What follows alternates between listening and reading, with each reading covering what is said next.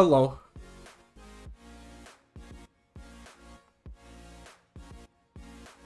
Uh, like, hi everyone. Mm. I got back home really late.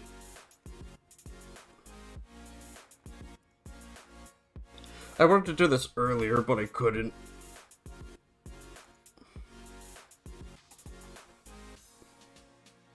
Got my other things that I gotta do. Like get all the stuff up on Twitter. Anyway. Yo, what's up, your local gay? Hope you're doing well. So this is one of Clip Idol's result screens. Excellent, you've arrived. Thank you for coming. Okay, so I got the sketch for this done. Well, almost done.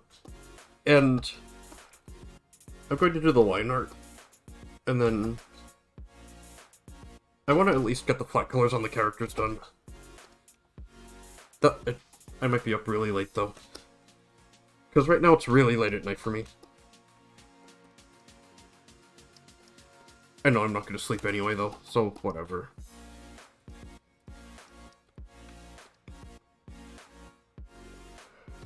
Okay, so I'm not going to spend much more time talking about it. I'm going to just do it. And I'm sorry if I don't talk a lot tonight, because I'm not in a really talkative mood right now. So, with that out of the way, let's get going. Oh, you've adopted a spider. It's not kidnapping, I prefer calling it surprise adoption.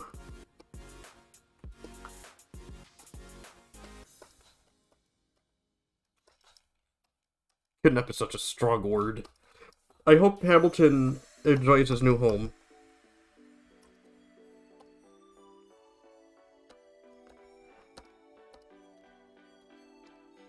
I'm just gonna merge that.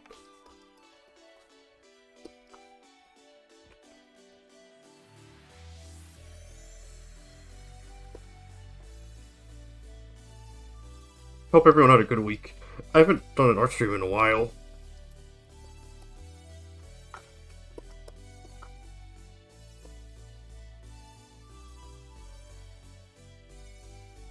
I'm almost done with Pokemon.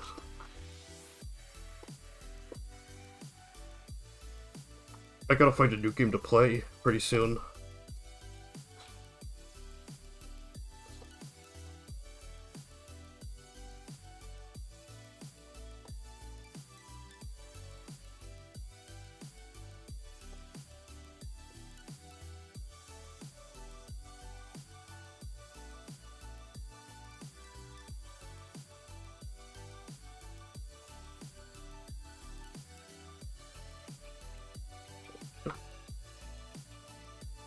Okay, that's the speedometer.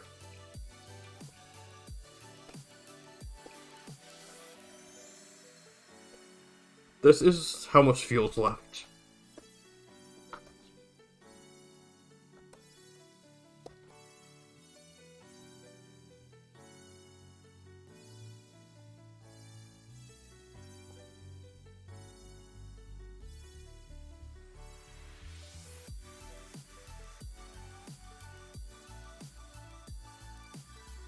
That's the arrow that tells you which direction you have to go in.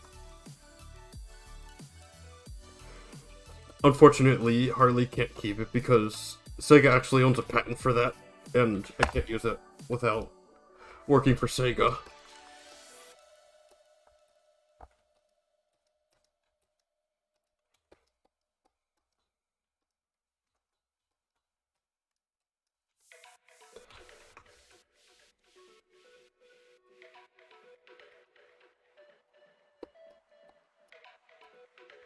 I think that should be alright.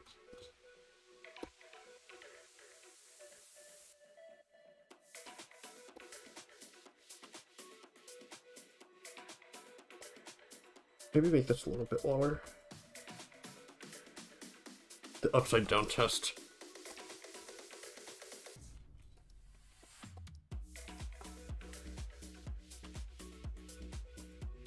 I think Harley's pretty much ready. Except I gotta...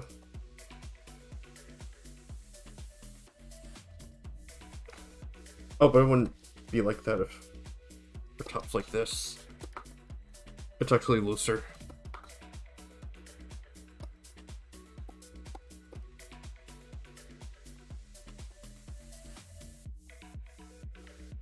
That's probably fine. Background's pretty simple. Okay, I think it's ready now. Huh. I've been drawing so many things. Oh, your cat says hi. Oh, tell your cat I said hi. I love cats.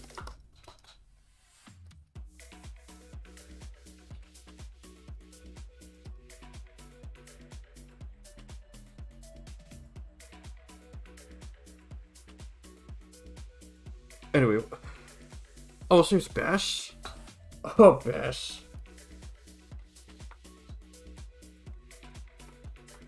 I'm sure he's a very loving companion. Except when he isn't, because cats are kind of moody.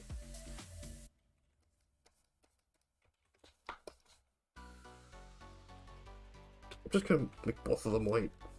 I mean black. Fruity and pleasant. He just sleeps? Yeah, cats sleep a lot. I think it's just conserve energy for when they're hunting. At least that's what it's like in nature.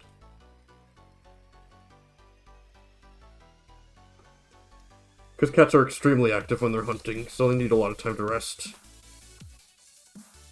But when they're domesticated, it's like... They seem like they're lazy. And then they're super active, like late at night, in the evening, and around that time.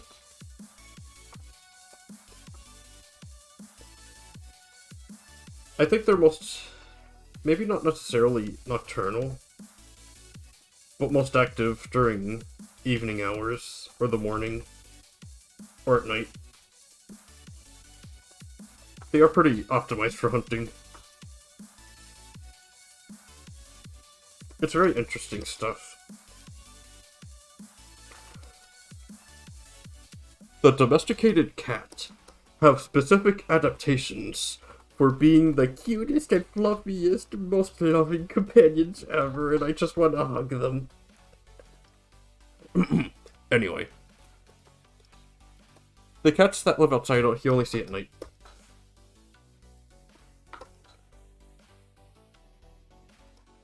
Well, they are pretty silent, so maybe they are optimized for nighttime.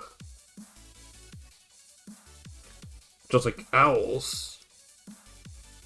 Owls are basically flying cats. They've got the big eyes, and they're fluffy, except not really, because they don't have fluff, they have feathers. So they're kind of feathery.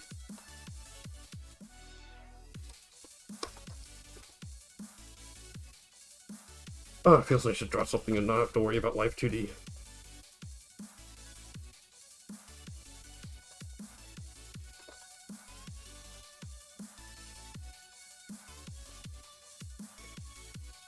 Oh, Olaf and Bash, those Bash. I don't have a cat myself, but my mom has one. And his name's Mario. You might think he's named after Mario, the Nintendo character, but he's actually named after an opera singer.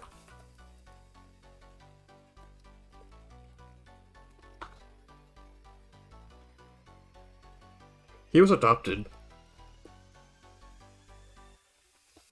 I don't know what his life was with his old owner, but he's really happy with us now.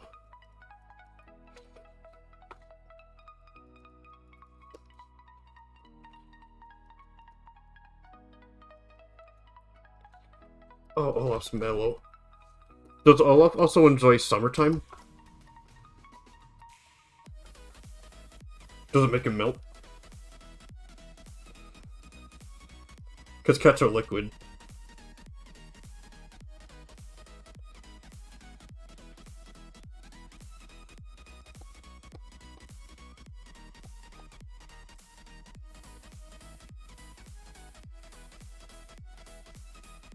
Oh no. It's finally cold enough where I have to start wearing a sweater and pants and actual shoes.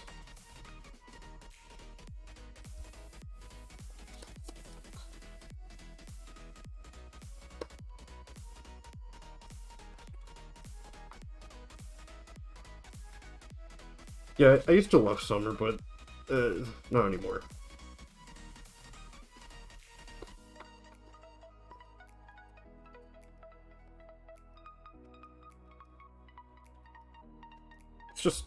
It's too hot. Too dang hot. And like, air conditioners. They keep buildings cool, but ironically, they're causing the atmosphere to heat up because of global warming.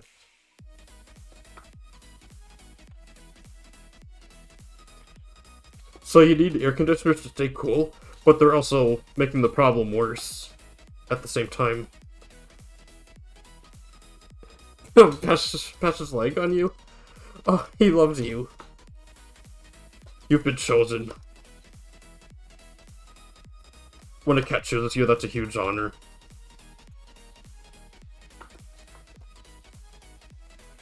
People say that you don't own your cats own you. I feel like there's some truth to that. Because dogs are like, I think they're specifically genetically bred to like people. But cats aren't like that. They like kind of adapted to being humans' companions. So that's kind of why they seem like they put up with us instead of loving us. The best part is he's an orange tabby cat, just like Garfield. So he has to hate Mondays and enjoy lasagna. Mario's a tabby cat, but he's gray, not orange. I think it's funny because tabby cats kind of have an M-shaped emblem on their head. So Mario, it's just a coincidence, but it's really funny to think about. I don't think I ever pointed it out to my siblings yet, though. Or Mom. Not Dad, though. He lives somewhere else.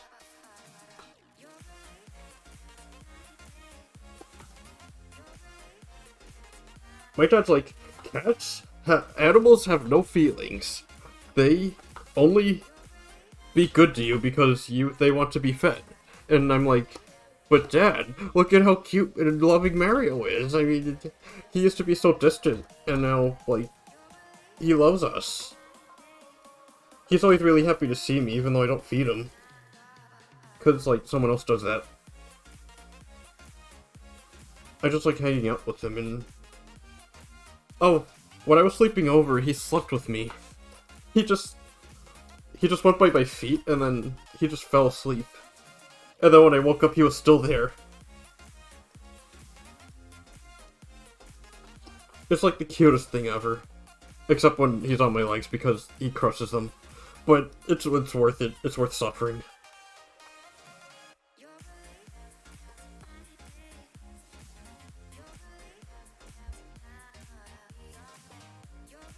He just sleeps on your bed 24/7. Oh, but are you sure that's your bed then? Because that might actually be your cat's bed, and he's just letting you borrow it, even though you paid for the bed. Yeah, the cat's just like, "Ah, I accept your gift, human. Meow." And then he just sleeps on it. But then you're like, "Oh, I take up most of this bed." So you still sleep on it. Oh, you gotta go to bed. Okay. It is pretty late. Hope you have a good night, and thanks for stopping by.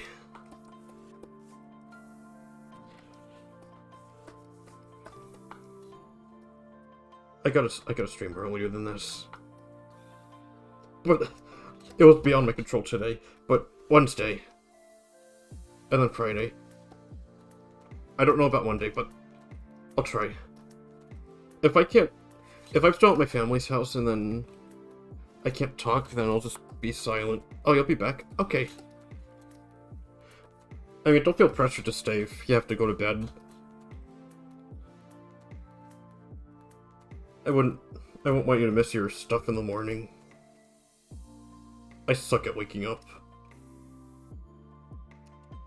So I know what it's like. Which is, actually, that's kind of a silly thing to say, because everyone knows what it's like. Nobody likes waking up. So why do we all wake up? Could this be some kind of metaphorical thingy for... who cares?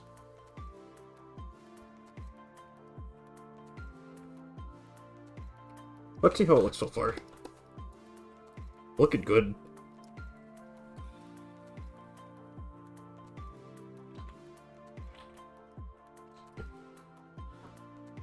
Oh, it's just a new saying for being farewell. Oh, it's all like Arnold Schwarzenegger. I'll be back. I'll be back. And then that's the sequel hook. The sequel hook. The post-credits scene. Every Marvel movie has one.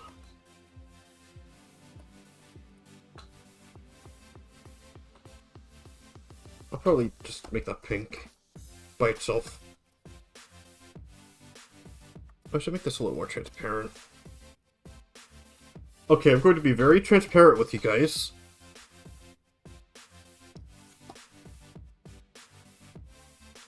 Yeah, see how transparent this is?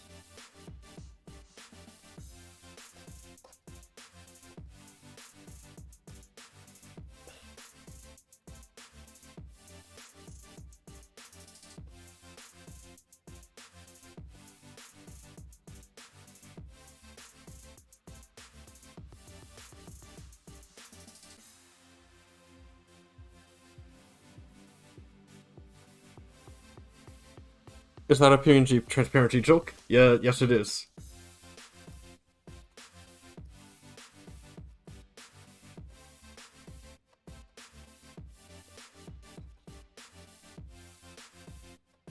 Okay, 1, 2, 3, 4. I'm just counting your fingers. I don't want to draw too many.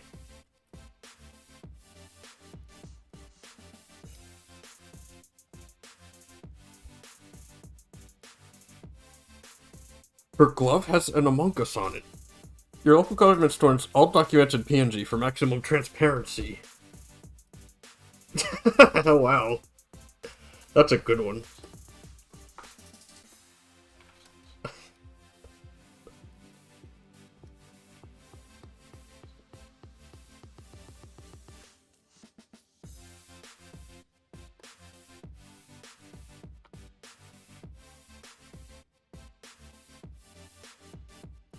Okay, so I'm drawing these lines really thick because...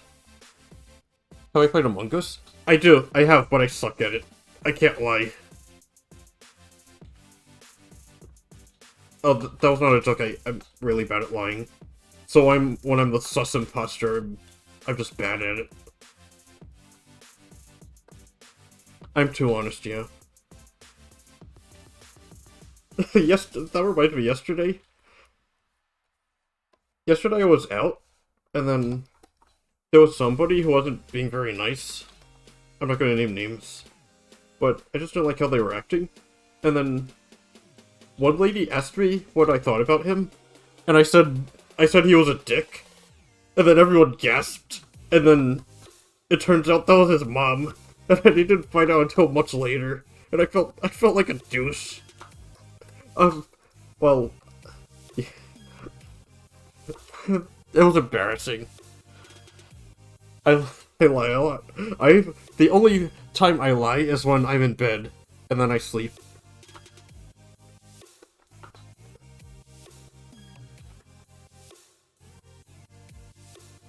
But yeah, that was embarrassing. He was a dick though.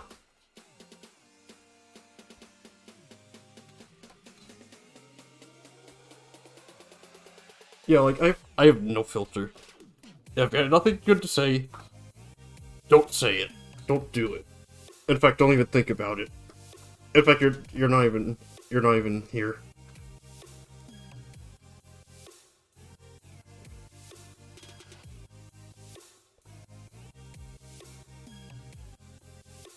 I was actually thinking earlier.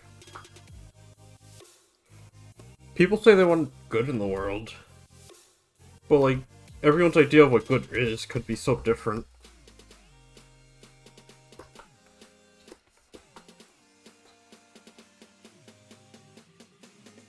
Like, what I think is good is not something somebody else would think is good. Should I put her eyes on this layer? I'll do it on a different one. I'll put it under. It feels so good to draw eyes and not have to worry about Life 2D.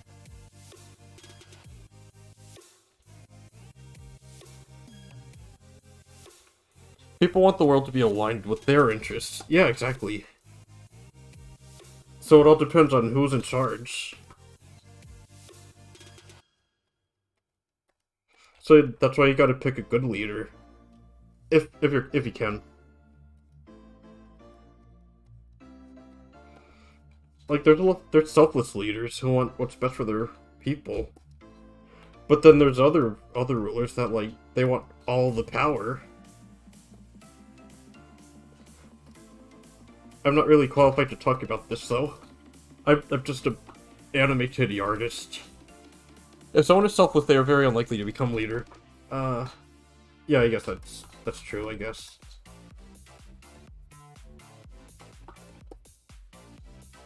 I guess in a best case scenario, they consider what their best interest of their people is. But I don't know anything about politics.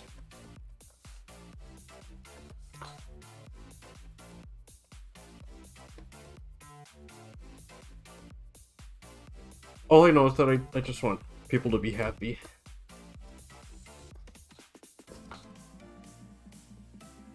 Because, like, life is hard. And I just want to make it worth living. You know what? They would say, you know what, thanks for having me as a leader. But I am so selfless that I will instead give the position to someone else. Oh, no one would ever say that. We're gonna make this country great. Everything's great. You're great. I'm great. I'm great. This is great. This is great. Yeah, that's right. This thing I'm drawing, the anime titties I'm drawing, they're great. This underwear strap is great. These thighs are great. These pointless belts that do absolutely nothing except give Harley thigh squish. That's great. The original person that was meant to do the Normandy landing was a selfless leader. He was asked about getting the position, and he said, "Yeah, I won't advocate for myself." And then he lost it? Oh no, he's too humble. You gotta have confidence. Have confidence. But don't immediately fall into a Mario pit and then lose confidence. No confidence. Oh, I should make a Mario Maker level. I haven't done that in a long time. But, like... Am I a dog fan? I like dogs, but I like cats a bit better. But I love dogs too. They're really cute. But, like, if I had to own one... Oh, Korone. Oh yeah, Korone's great. Even though I can't speak Japanese. She's really funny. I mean, there's a language barrier, but I just love her. The way she acts. The way she does stuff. And just, like, everything about her. It's really endearing.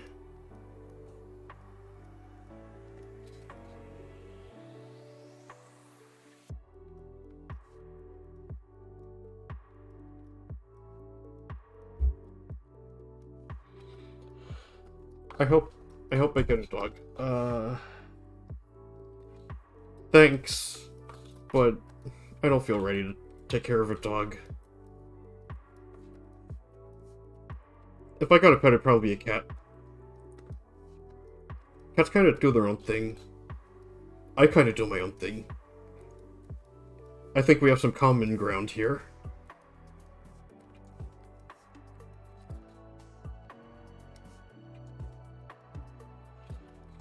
Cats are low maintenance.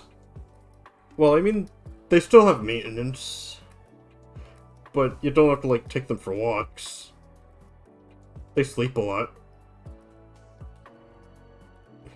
When they want something, they be sure to let you know, though. I just like... Cats are fun to hang out with. And they're so fluffy.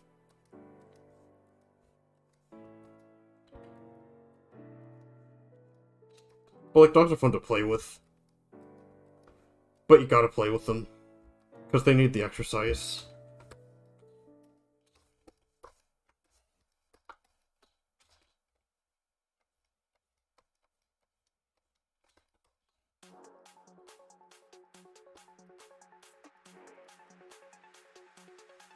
Cats feel entitled. You feel entitled. Think creature. Yeah, cats... So the reason they rub against everything is because that's how they mark territory. So they're basically saying, this is mine. So like, Mario, my cat, well, my mom's cat, there's a chair that he likes, and he rubs into it. So like, when I'm reaching for it, he just darts into it and then lays it down. And then he's like, my chair. I mean, he doesn't say that, but it's basically what he...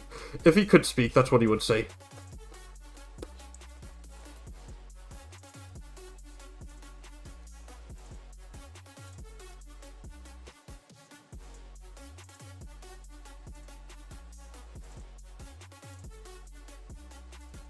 You're everything. Actually, should I make the strap a glowy thingy?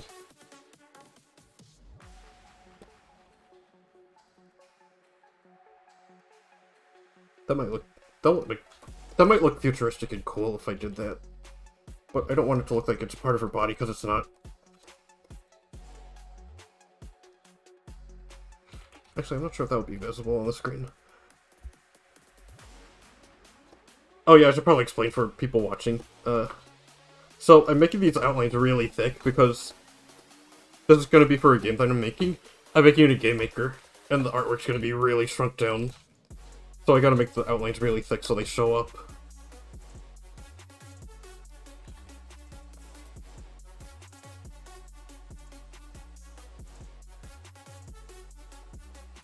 I'm using CSP now. Yes, I am. CSP is my program of choice. I used Photoshop before that, but I hated it because it always crashed. And then I was paying a subscription. And then the launcher software for the Adobe Cloud, it wouldn't let me in. And then I was paying $60 a month for software I couldn't use. And I was like, oh, now I know why pirates do this. Yeah, ever since I got CSP on sale at Comic-Con, and then ever since I never looked back. But now that they're introducing a subscription model, I'm not happy about that.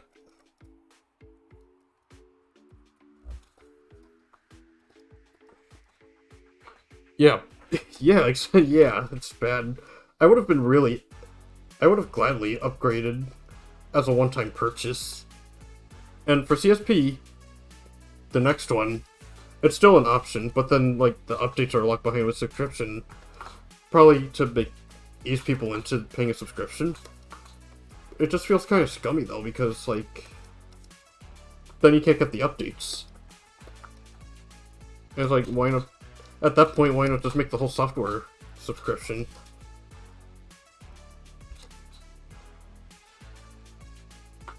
Oh, yeah. Being able to upgrade based on a discount would be nice.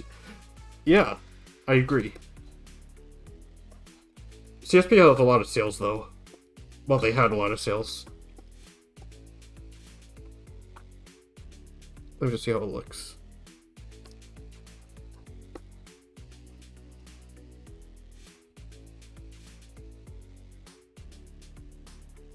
Oh, and since I'm making artwork for my game, I might fire up Game Maker and then see how it looks in the program.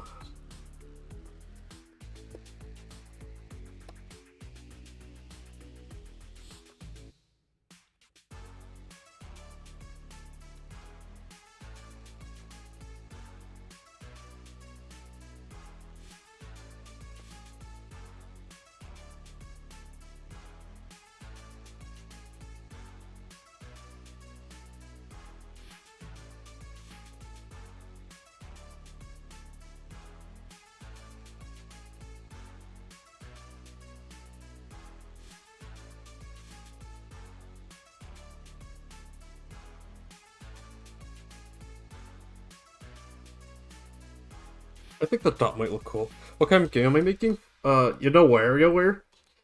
My game is like WarioWare, except... actually, it's exactly WarioWare. But, like, obviously all the stuff is stuff I made, not Wario. It's basically a collection of really short games. You play it only using the mouse.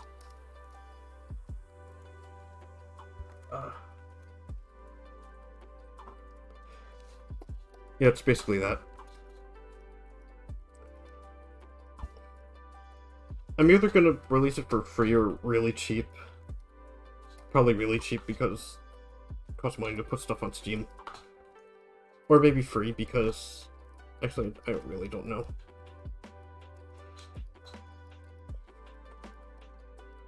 Well, if you stick around long enough, I might demonstrate how to play the game. Because, like, I got this for free?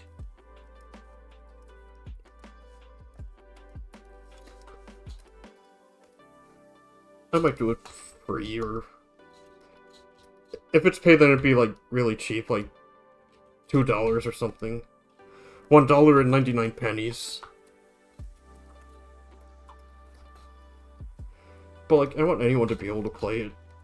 And this is my first game ever, so I'm not sure who's, like, gonna want to take a chance on me.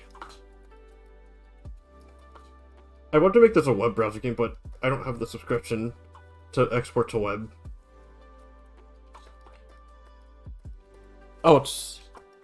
Yeah, the game exists. And it's playable. But it's not finished yet.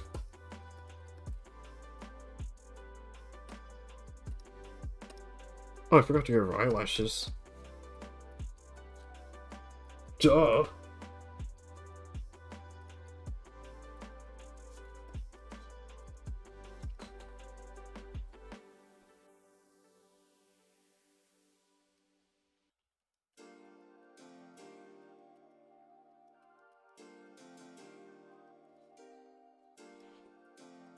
I can make the game free and then sell the soundtrack or extras. Yeah, that's what Doki Doki Literature Club did. But the reason that game was free is because the person who made it, they knew people would impulse play it as, like, a joke.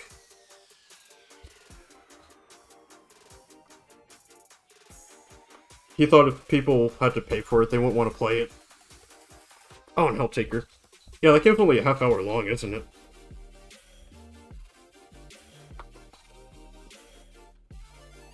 But, like, I'm making the soundtrack for this game myself, and I don't know if people want to pay money for it.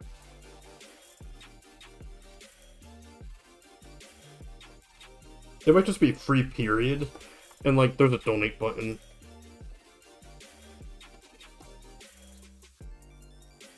I was drawing on the wrong layer.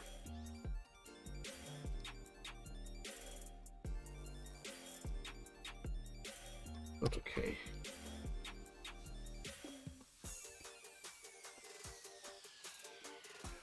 If you like something and there was always extra, the only reason you'd buy it is to support it. I gotcha.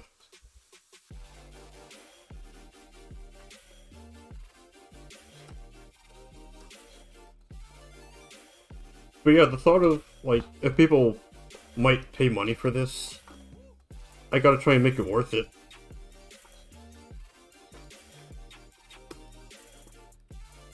So, like, more games, more modes, more options, more music.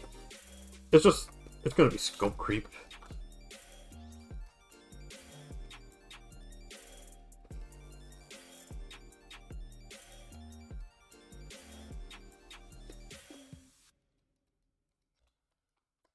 Do I want to make a living from selling games? Yes.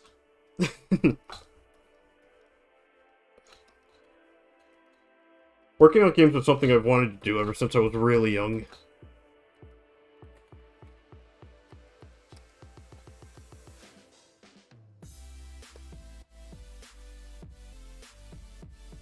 I want to make all kinds of games, but I like action games the most. Long-term dream. Very long-term. As long as I can remember. I love games. I'm always, like, thinking about them. I could look at a place, and then I'm like, I just think about how I might be able to build it in, like, animation software. And then, we were out at a fire pit at my mom's house. I was like, oh my god, that fire, look at those particle effects. They're so advanced. And then my brother said, you're just spending too much time developing games. Oh, and this revolving door, it moves slow because the building environment has to load, and that's masking the load time. You want to work with dinosaurs, but that dream. Done! Oh no. Okay, but have you considered that scientists bringing dinosaurs back to life, just because they could, they never stop to think if they should. Bring them back to life, I mean. I've got the drive motivation for game development. Oh man, I want to do it forever and ever and ever. But I'm afraid if I get a real job in game development, like at a big studio, I'll be stuck working on, like, devising new methods for, I don't know, loot boxes or something. And then, like, I'd have nothing to look forward to but YouTube comments saying, oh gee, was it the QA department? Wow, they're hashtag lazy. I guess I'm guilty of that myself.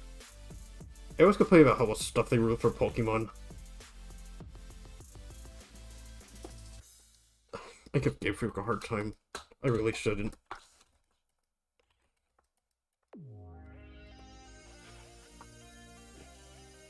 Yeah, they crunch you to an early grave. That's exactly what happens. I've heard horror stories. And, like, the games are launched in an unfinished state, and they don't care. They're just like, launch it now, fix it later. And, like, everyone bought the game already. The people are gonna be like, oh, this game's broken, and they stop playing. And then when it's finally fixed, nobody's playing anymore. And then, why?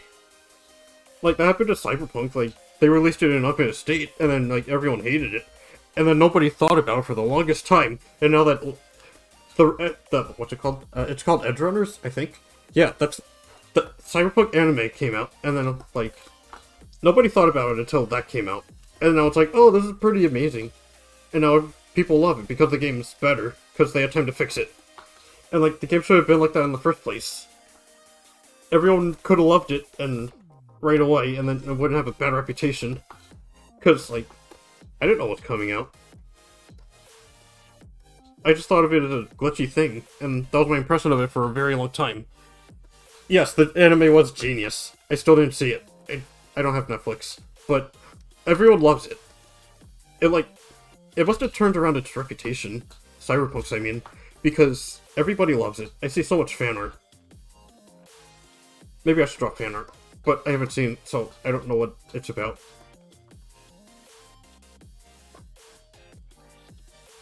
Harley kind of looks like she's from Cyberpunk. Oh, you don't love it? Okay, oh, well, a lot of people love it. They at least like it a lot. Enough to make fan art of it, at least. The reception's much better than the game was originally. Oh, Halo Infinite, that's another one. Like, the game's good. I like it. It's fun to play. It's solid. But there's no modes. But, like, you get tired of Team Deathmatch eventually. Like, what else is there to do? There's no Forge. There's no Griffball. There's no, what else is in Halo? The Flood mode. No, none of that's present. Because, because they didn't get a chance to make it. And, like, but, like, it's a year later, and, you know, it's still not there, and I don't know why. I don't know what's going on there. So, like, it's not what's in the game, it's what's not in it. I mean, I guess they have to worry about maintaining the Master Chief Collection, because that's another thing.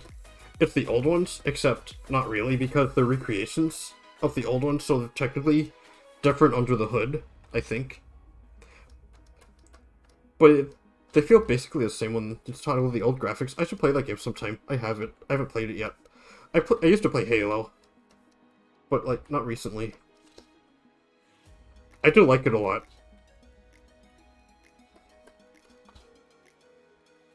I've been thinking about getting an Xbox, but I have an Xbox 360, but not the new one.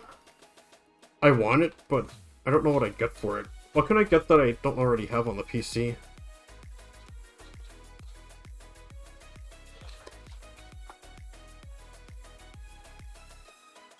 Well, so much for not feeling like talking, huh? Anyway, Harley's liner is done, pretty much. Almost. I still gotta do the pink parts. It's this exact shade of pink. Oh, let me just name these layers before I forget what they're called.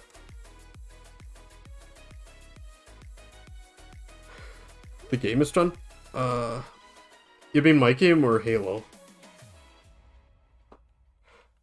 The progress on my game is...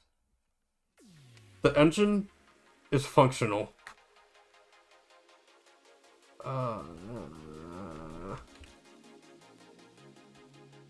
Yeah, my game. Okay. My game is not finished, but it's playable. It's getting pretty close to how it would play in the final. The bulk of the work that still has to be done is artwork. So, like, making the game look finished. No, I didn't make my own engine. It's like... it's in Game Maker, but you still have to make the systems that make your game work. Because otherwise it's just a black screen. Yeah, I'm not... like, I got good at coding, but not that good. I couldn't make my own engine. No, I'm not that talented.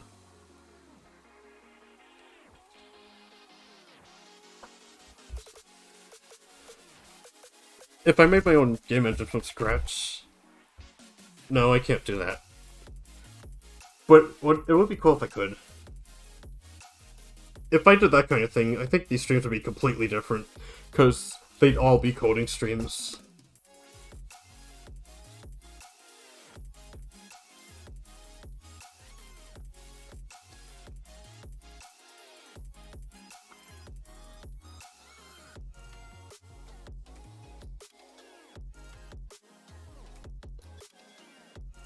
If I could make a game engine from scratch, it would still probably not be worth the time. Yeah, because you could just use, like, an existing one. And then you don't have to worry about it going obsolete. Because Unity and Unreal and Game Maker, they work on all the major consoles. You'd have to worry about that. Unless you'd specifically targeted the PC. But, like, why limit your options?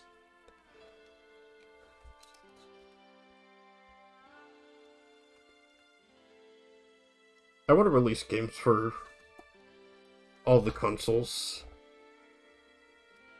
But ClipIO is probably just going to be on the computer, because I designed it to be played with a mouse. And the consoles don't usually have a mouse. I think Xbox Series X can support the mouse, but that's it.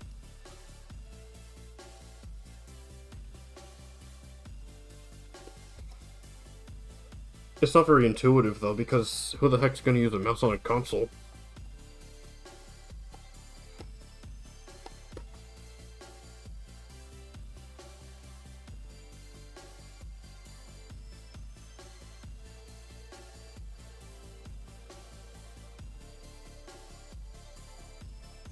Oh, on the Nintendo Switch, too. I don't think many... It can recognize a keyboard and mouse. Or just a mouse. Because Game Builder Garage, which I have, it can recognize USB mice. So you can use it in that game. Well, it's also a game, more of a game engine.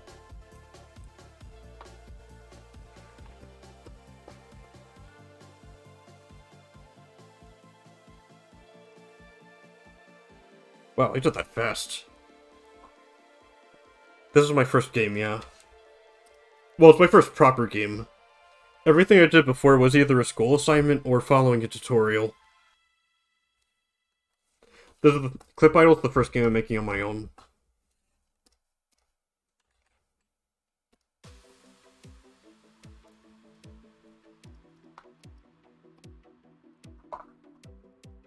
Actually, that's why I decided to make it a WarioWare. Because people say that it's best to start with making a bunch of small prototypes as games. So I figured if I was going to do that, I should turn it into WarioWare. Because WarioWare is a bunch of small games, and they're really simple, they only need one button. And the mouse, that has one button. Well, technically it has two buttons, but usually you only click one button. So I thought it'd be perfect. And it's really easy to learn and understand. So a lot of people will get to enjoy it. Just about everyone has a mouse with a PC. And Game Maker can run on a potato, so I'm not worried about computer specs.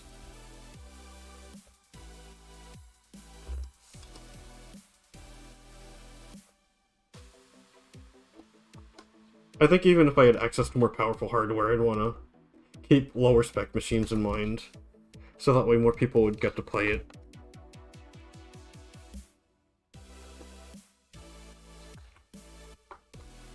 Yeah, a lot of people have it, but there's some people who have a laptop and they don't have a mouse.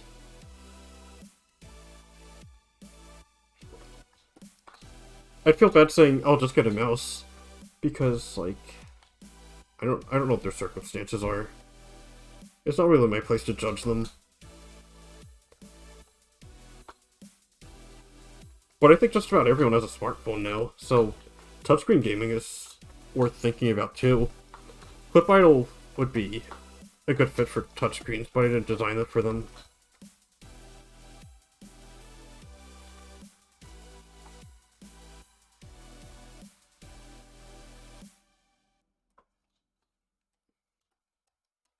Like, apparently, Game Maker can support a mouse. I mean, touchscreen inputs with the mouse. But I tried playing it on my tablet. Including my portable one, the Microsoft Surface that I have. It doesn't really work as well as I hoped. It's not responsive enough. So I think I'd have to specifically make it for a touchscreen. And that's its own set of challenges. It'd be like making the whole game over again. Well, maybe not the whole game, but a good chunk of it.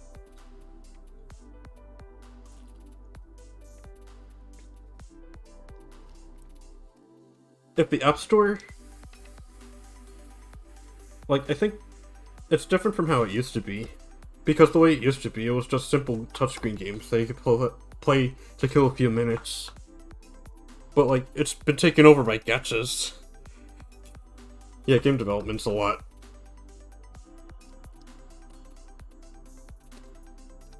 It's a lot to think about. Luckily, I overthink everything, so maybe it's a good fit for me. Like, Clip Idol doesn't, like, have a design document, I just did it as I want. If I was working on a team, I don't think I'd be able to do that.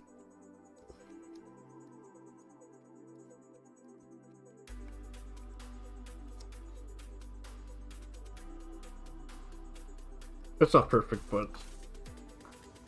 Oh wait, I'm not trying to make it perfect, I'm trying to make it thicker. More thick.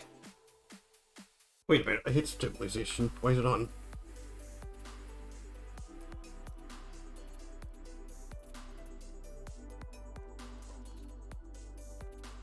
So like I make the characters have black outlines, and the background's gonna have colored outlines, so that way the characters stand out a bit more. And that's my advanced art technique. Oh, if I write a book, I don't have to think about the font, the pages, the printers, etc. But with game development, there's so many variables and systems. Yeah. But you know what? That's part of the fun. That's why I have a lot of respect for third parties that make games for a lot of different systems. Because they're not just making it for one machine, they have to make it for multiple. I have a lot of respect for any studio that can make a good Switch port. I think if I were doing it, I'd make it for the Switch first and then work upwards from there. That's what they did with Dragon Quest. Originally, it was for everything but Nintendo. But then they had to change so much that they were like, oh, if we're gonna remake the whole game, we may as well make it better. So they like added extra stuff and called it the Definitive Edition. And then ever since, that was the version that they'd re-release.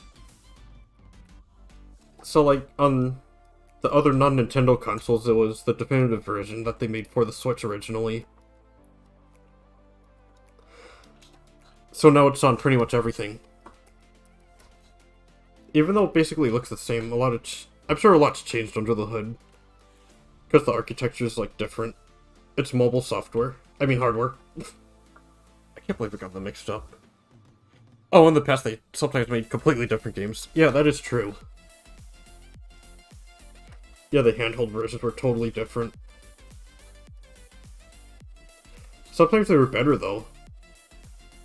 But like people didn't really think about them because all the focus was on the console versions. The handheld ones felt secondary. So, people got the impression that they were the lesser versions just because they were on a portable.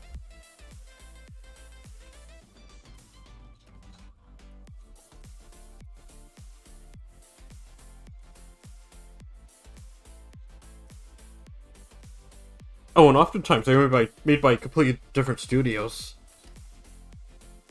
So even though they have some similarities, they were totally different. The original Dragon Quest XI, then Steam pulled that version. Yeah, normally I'm against that, but the definitive version's better anyway. So, no big deal.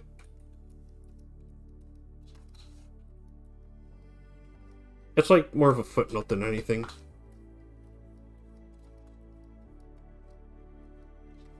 Oh, but you know what I do mind? Sonic Origins. Like, they're good remakes. But the original versions of the games were taken down from all digital storefronts.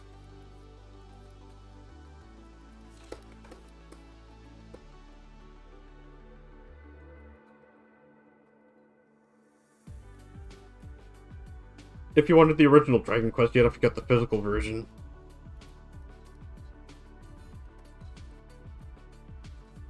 But unless you're a collector, I don't know why you do that.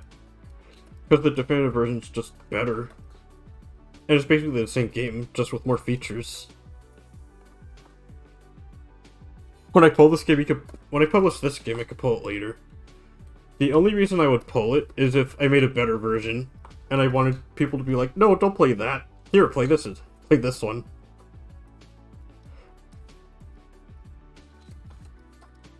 And then I'd offer it as a free upgrade for anyone who purchases it.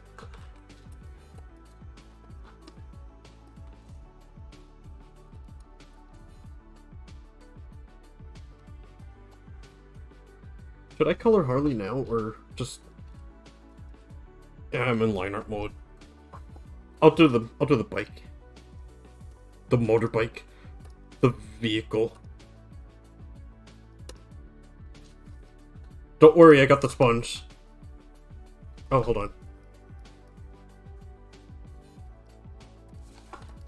Okay, now I got it. Wait.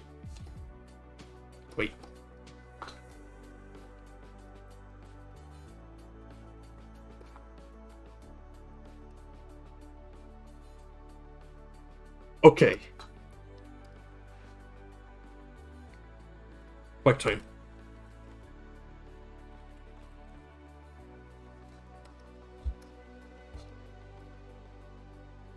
I have the power, He-Man.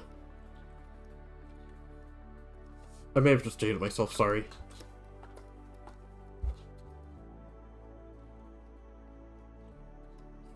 Skeletor.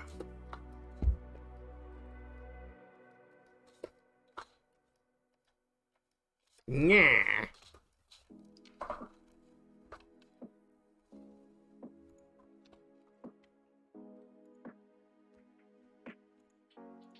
How long have I been? Oh, it's only been an hour. And I did Harley's line art already? How am I so fast doing this? But not other things I do.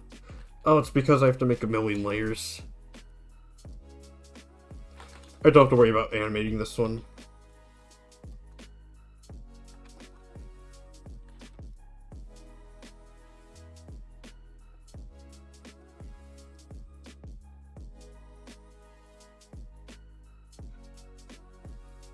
Yeah, I've gotten pretty fast because...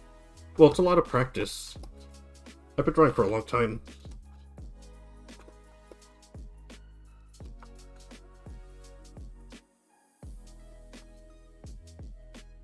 But when I sketch, I'm really slow and methodical. Because that's the phase I figure everything out on.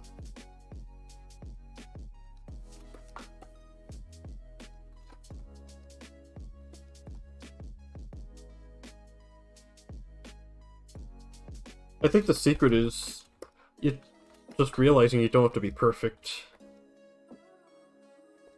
I mean, make it look good, but it doesn't have to be perfect. It's better to be finished than perfect. Because if it's perfect, you're going to keep working on it. It'll never live up to your expectation. But the more stuff you finish, the more stuff you'll have under your belt, and the more experience you'll get. So you can just learn from the mistakes you made last time. And that's how you get better. That's the secret.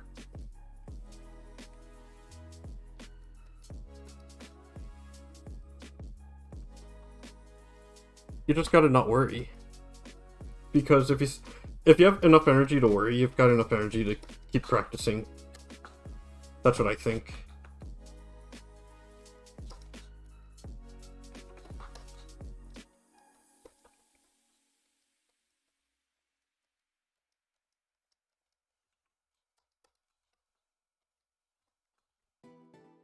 Okay, I might need the stabilizer for this one.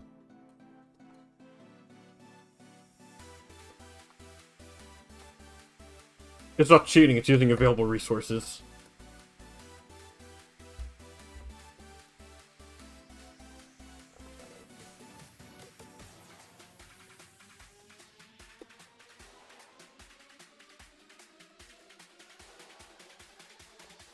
It's tough making curved lines and then making them look good.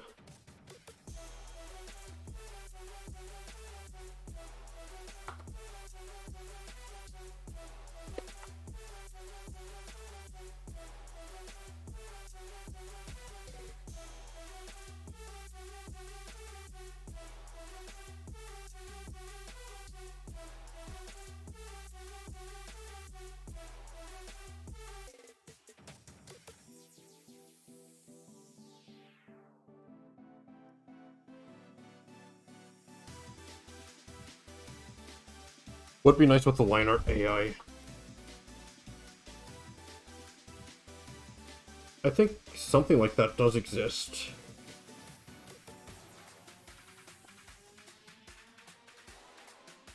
But even if it existed, I probably wouldn't use it because I have more control over myself than I do over an AI.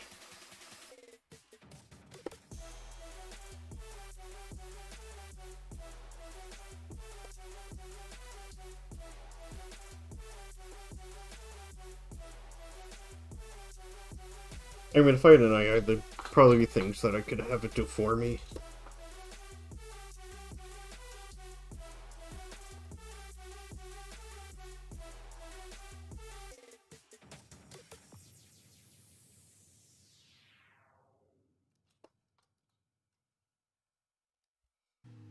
Yeah, you could suggest what you want the AI to do.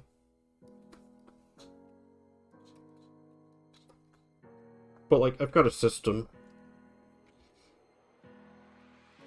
I have an idea of what I want.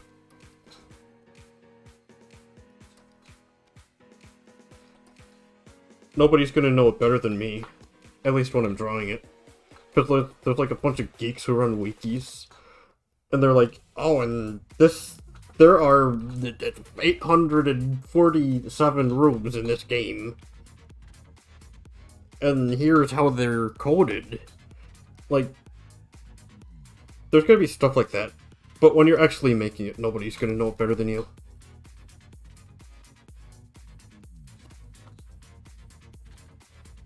So it's up to you to put that into existing in this world, if that makes sense. Have AI do your taxes. Like go to jail for tax evasion. Oh, the AI does it for you, but like it gets something wrong. It does the math wrong. And then the IRS comes to your door and they're like, "Sir, or ma'am, either one, person, your taxes were incorrect. They are too high." Or whatever.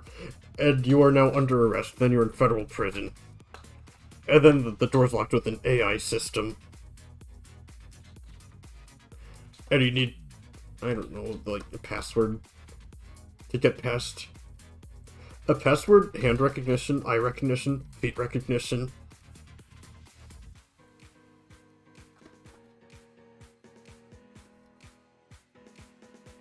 And then you have to find the 5 different colored keys scattered throughout the building. But you can't because you're locked in the cell. So that limits how much stuff you can explore. Anyway, where was I going with this? Feet recognition. Yeah, believe it or not, feet have their own handprints. I mean, feet prints. Like, if you look closely at your hands, you'll see fingerprints. But your toes have them too. So your footprint... Nobody has the same footprint.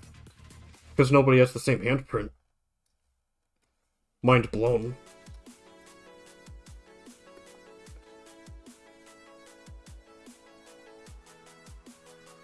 Anyway, I hope nobody gets any ideas from that, because that would be awkward. Not easy being a barefoot burglar. I mean... Well, yeah, that's true, because they can use that to describe you.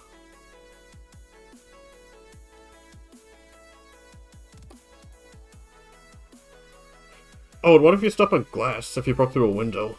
What then? You'd be trailing blood. And then if you're trailing blood, they could use that to identify you.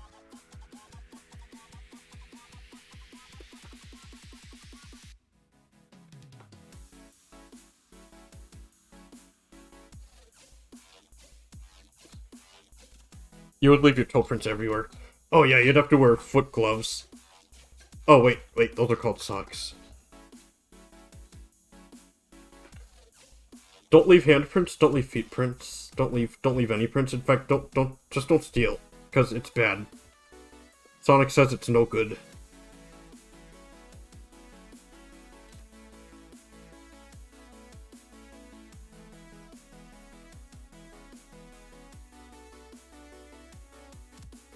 Speaking of Sonic, I saw the Sonic Frontiers trailers, and I wasn't a fan at first, but the game's really grown on me. And, like, every trailer's gotten better than the last one. And I think it might actually be pretty good. Or at least worth playing. Kind of looking forward to how it turns out. Sonic fan? Oh man, Sonic's what got me into gaming. I was like, I don't know, really young. It must have been like 2 years old. I was playing Sonic 2 on the Sega Genesis, or the Mega Drive if you're European. Or anywhere but America, I should say.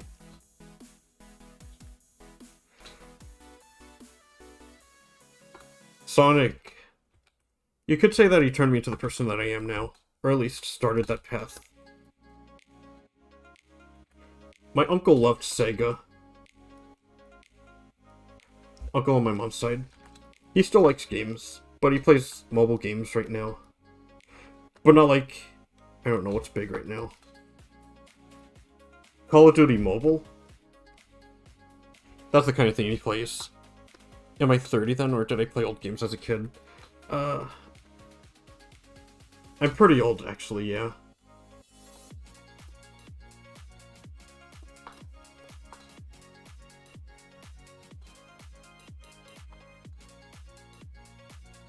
But, like, I don't really care. Age is just a number.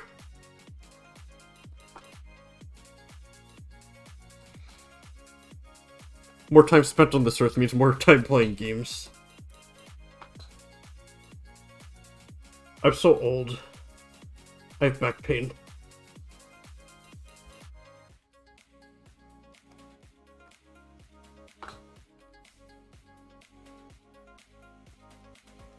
Actually, if I wasn't old, and I probably wouldn't have as much experience drawing.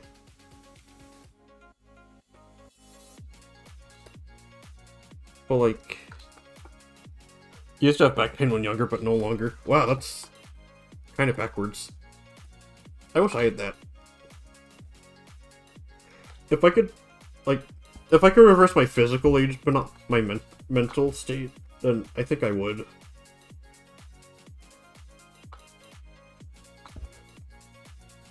At this age, nothing's more flattering than being asked for ID. Because you look young. Sir, I'm going to need to see some ID. I look young!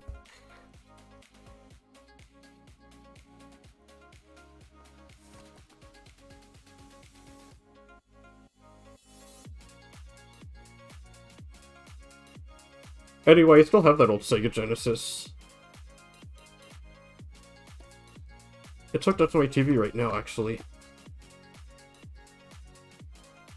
You used to be wiser when you were younger. The only thing I was wise to when I was younger was Pokemon. I was obsessed with it. And I, like, played competitive. I was very unhappy. I kind of feel like I wasted my youth on it.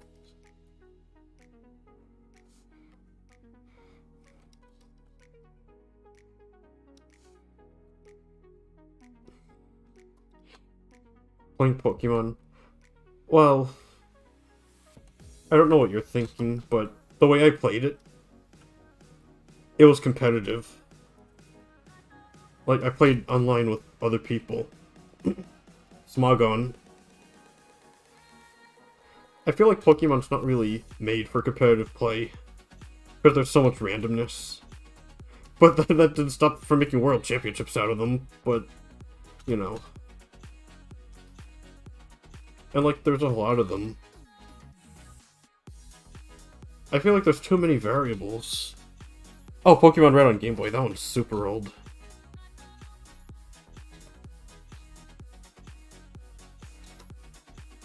Like, I used to play casually. Yellow, and then Gold, and then Sapphire. So from Sapphire onwards, I got the blue versions of the games. Starting with Diamond, that's when I started playing competitive. Because it was online and I wanted to play with people. That was my favorite part of the games.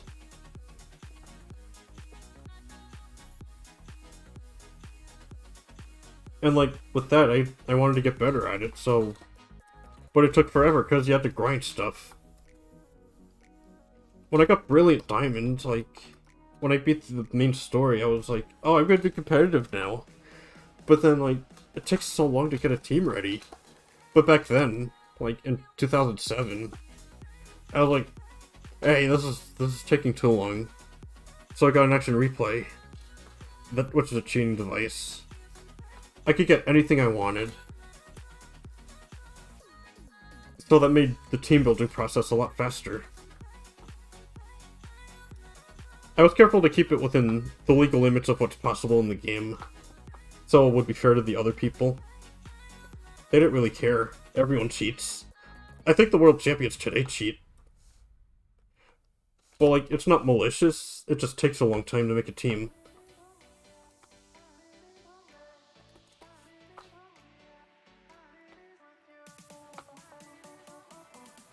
Anyway, I spent all of my time looking up strategies, trying them out.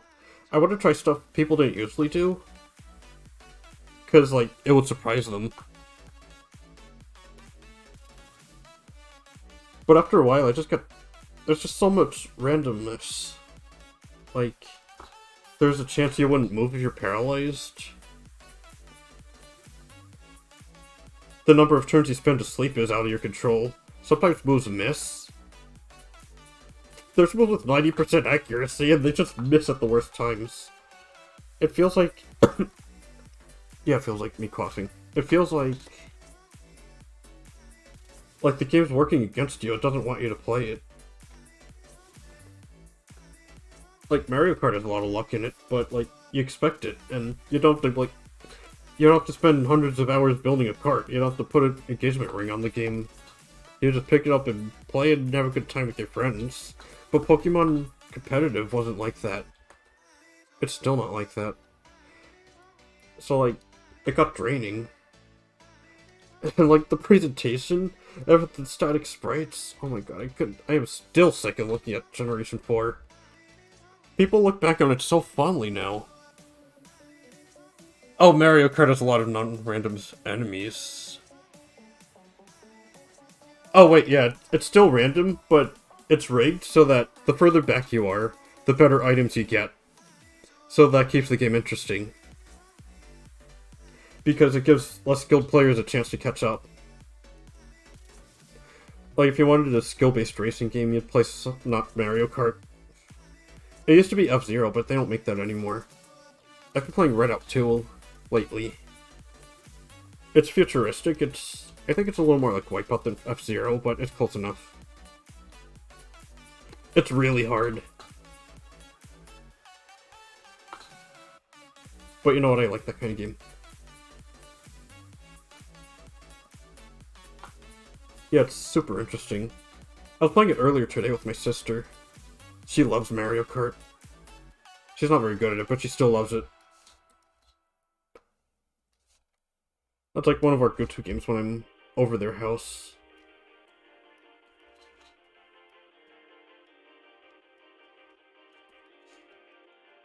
Yeah, so like... playing Pokemon Competitive, like, it ruined it for me. I didn't know anything about the inner workings of the games, and now suddenly I had to keep tabs on that. To, like, stand a chance against anyone. And then, even then, the randomness of the game could just, like, give me a middle finger anytime. So those hundreds of hours would just, like, be, like, down the drain. And I got so mad. It was... I got so toxic. And I don't mean the move toxic, I mean actually toxic, like, I was really angry. I was unhappy. I felt playing anything not Pokemon made me feel much better. And ever since, I just haven't played competitive at all. Every Pokemon game after that, I was like, I'm happy playing casual, but I don't think I'll ever forget about the inner workings, like IVs, EVs, egg moves, that kind of stuff. It's too much. It's not fun.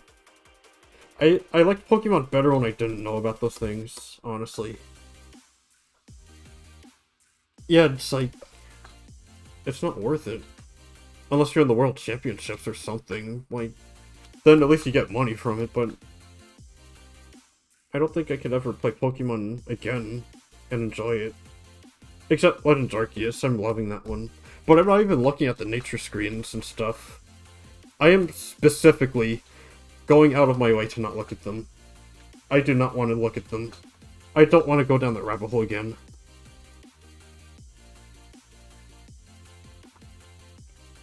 It's terrible.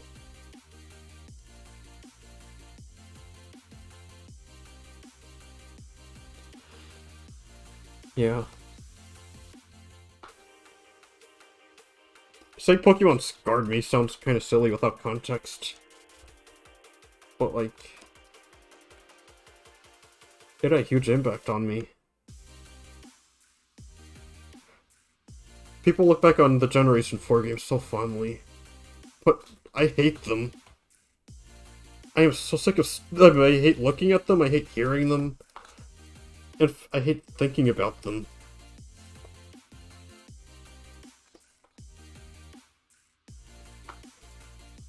The battle music, I hate it. Yeah, there's a bigger story.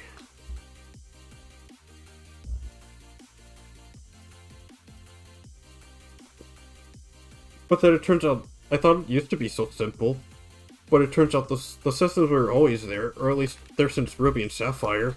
Those games are over 20 years old by this point. So Pokemon's been like this for a long time. And the games still use those systems.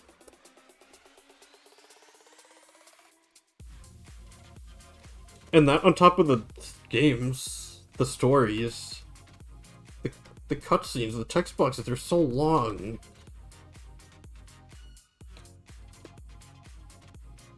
I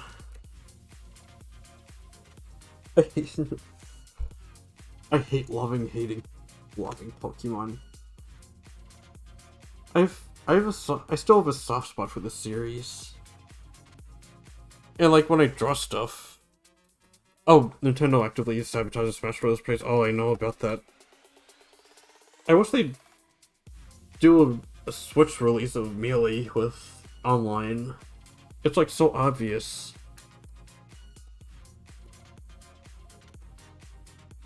Even if it's not perfect, even if the online sucks, at least they tried. And at least there's an official version. Like, you don't have to use Slippy. And then when they use it at tournaments for charity, then Nintendo's like, no.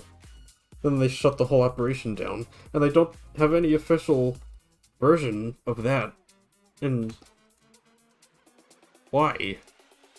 People want to play Melee. I don't think it cut into Ultimate sales because Ultimate's done. It is done. It's been 3 years. The DLC is finished. Sora is in it, which is awesome. And, like, it sold 12 million units. It sold more than Street Fighter 2. That is a huge accomplishment. Releasing Melee now, with online support, isn't going to kill Ultimate. Melee has a cult following, a very devoted fan base, so I don't think it would cut into Ultimate's audience that much.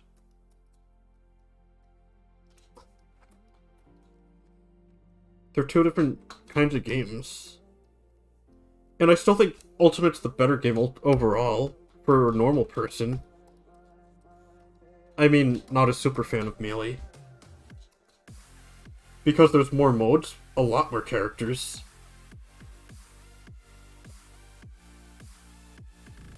And it has like a million music tracks. Melee's very bare bones compared to that. Like when it first came out, it seemed like it was full of features. Because it was, compared to the original game. You don't know anything about fighting games? Oh, don't worry, like, I suck at fighting games. They have an audience, but I suck at those games. Tried playing Street Fighter, and like, I couldn't do it. And then I tried playing Smash Brothers. I couldn't even do that. Well, it's hit or miss, but overall, I'm not very confident in myself. Well, like, as an outsider looking in, someone who's familiar with Nintendo, I feel like they have nothing to really lose at this point. Making an HD re-release of Melee on the eShop, making it like $20, and then give it online, and then people could play it officially, or at least the option's there. If they were doing a tournament for charity, they could use that version. They don't want to lose face. And It's not like they wouldn't ever do that, because on the Wii, when Brawl was new, on the Virtual Console they re-released the Nintendo 64 Smash. And like, it didn't replace Brawl. It didn't even come close to replacing it. That's the only time they ever re-released a Smash Brothers game. Oh, this one's actually a little bent. This is a cat toy.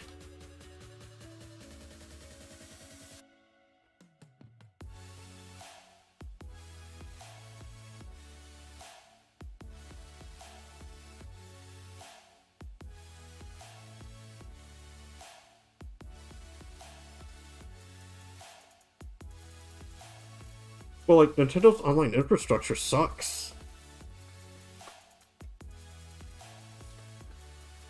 They have no servers.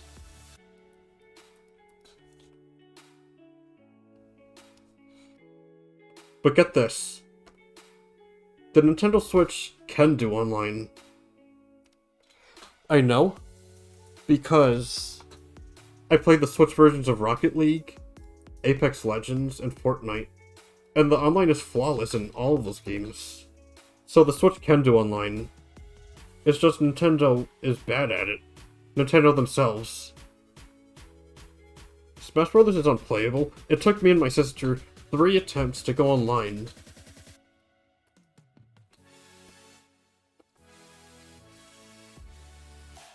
Yeah, Nintendo needs to get better at online.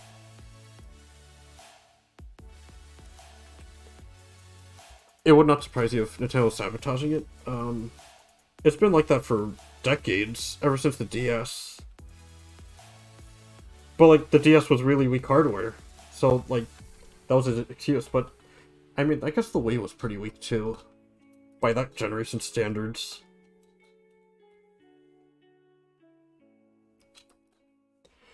Like, Nintendo's never had good online support for their own games. But the Switch is different. Because the hardware is definitely capable. It's just they don't have their own servers. Epic and EA do have their own servers. So the Switch can connect to those. And then the gameplay is flawless.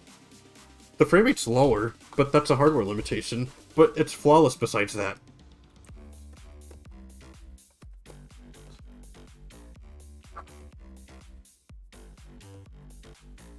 Yeah, Nintendo's great at making stuff with weak hardware. They've been doing it since the Game Boy. Or maybe the Game & Watch even, because that was just calculator parts, and they somehow made functioning games out of it. Which is pretty amazing when you think about it. These days people are just like, oh, it's just a simple little toy. But no, they took spare parts from calculators and then did some technical wizardry and turned them into games. That's pretty amazing. Gunpei Yokoi a genius.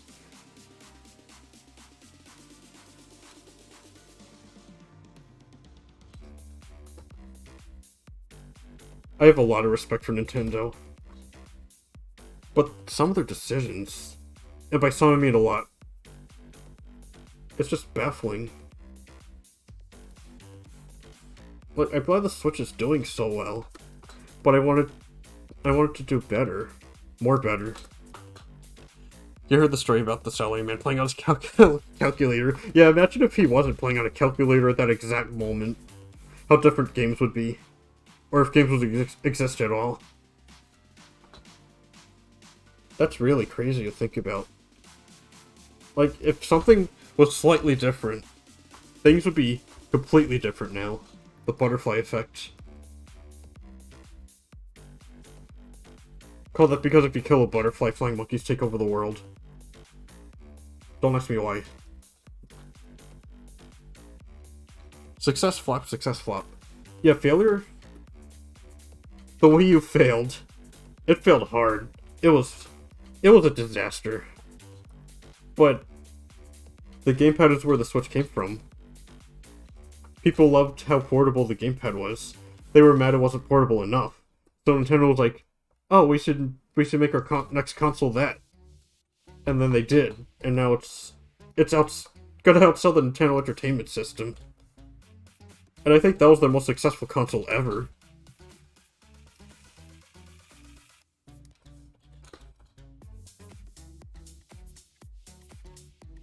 Oh, you bought the Wii U. Oh, so did I. I didn't regret it, though. Not even close.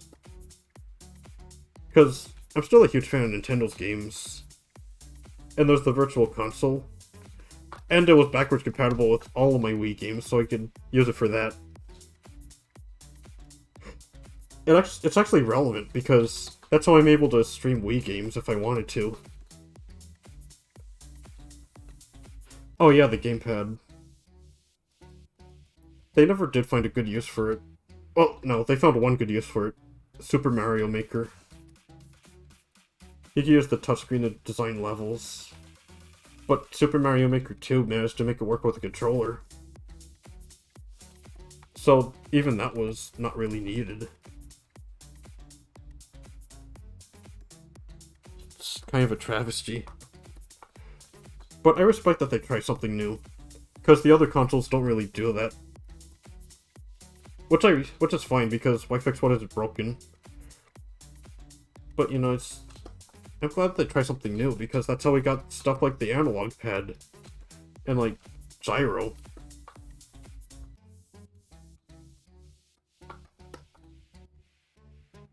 And rumble, that too. Those are standard now. And Nintendo thought of them first.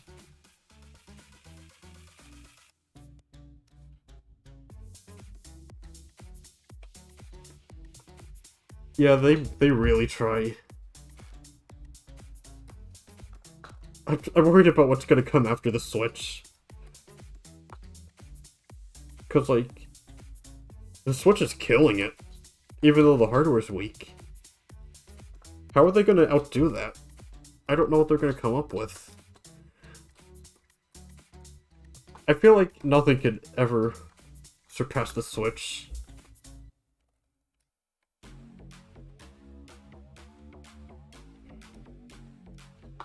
They could do a Switch with more powerful hardware, call it the Switch 2, and then I think that'd be fine.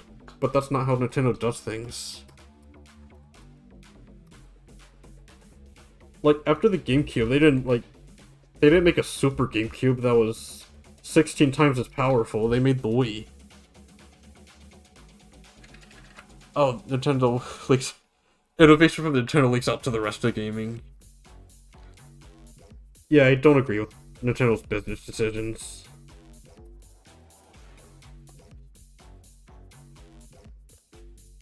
Part of me kinda wishes that they released some of their games for the PC. Like, even they just released Breath of the Wild. Like, I think Sony and Microsoft releasing their games on Steam is working out for them pretty well. And Nintendo still has the edge that it's portable. So if you wanted to take it with you, you could play it on the Switch too. Oh, and I hate that Nintendo's games never go on sale. Ever.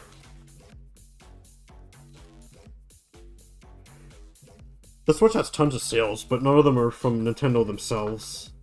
It's always third-party games or indie games.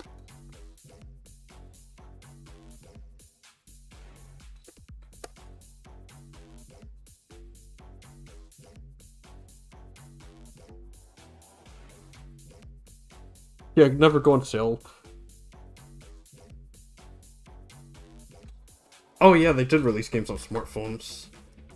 The first one was Super Mario Run, which, contrary to a lot of mobile games, is a one-time purchase. But then after that, they switched to a freemium model.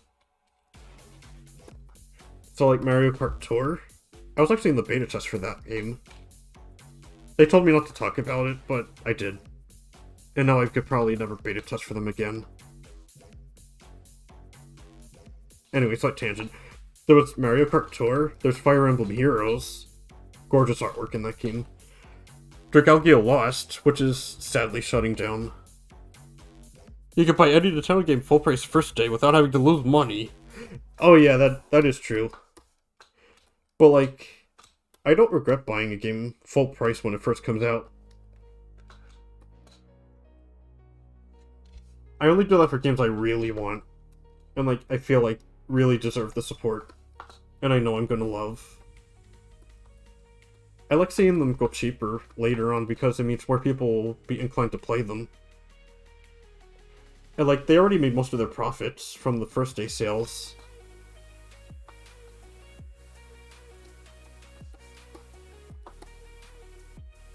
I don't really know how the business side of things goes. I'm just thinking about the game side. But that's gonna have to change if I'm gonna be an indie dev. How hard is it to become a beta tester for Nintendo? For Mario Kart Tour, I just got the email randomly. It said, "You've been selected to beta test for Mario Kart Tour." And I'm like, wow. I didn't do anything. I just happened to get it.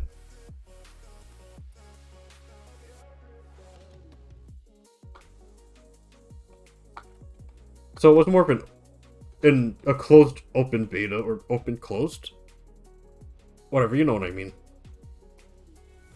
Public thing. First access? Something like that.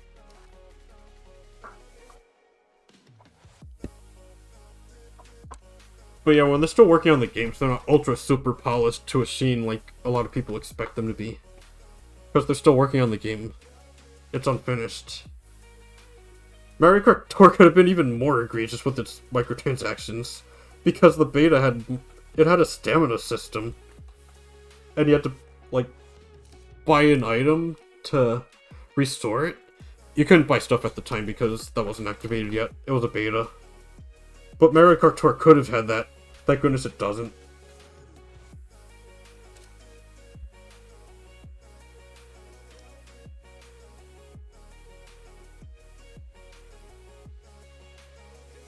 I think I'm allowed to say it now because, like, it was a long time ago. They didn't say I can't talk about it at this point. And no one watches my streams. Especially not someone from Nintendo.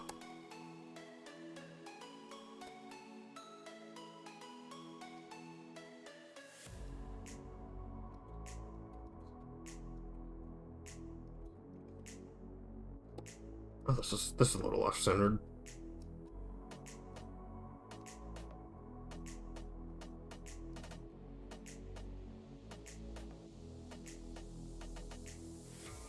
You won't snitch. Okay. Word may get out.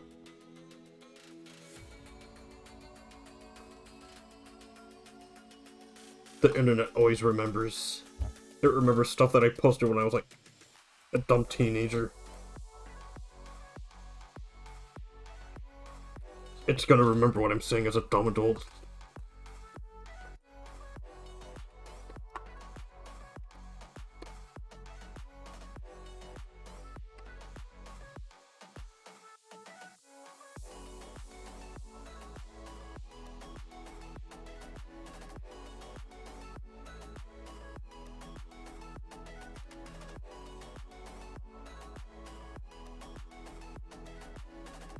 Oh, most things you posted when you were younger is long since lost to time. But you probably used the internet before it started to remember. So it's like Twitch with stream VODs. It remembered for a while, but then it just poof disappeared. Like, the oldest thing on the internet I know that still exists now is the Space Jam website.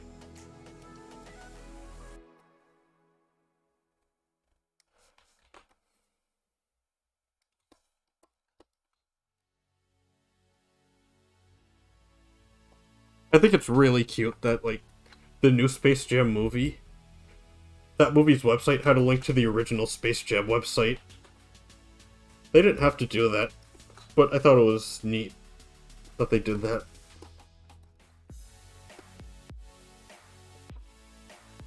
It got moved. Yeah, the internet was the Wild West back then. People just posted whatever they wanted. Didn't have to worry about demonetization, because there was no monetization in the first place.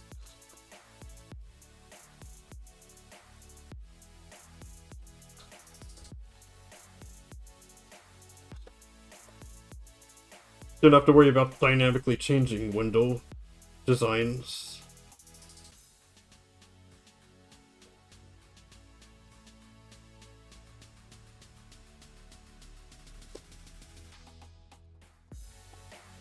Oh, and when you load the music, the internet, it would go.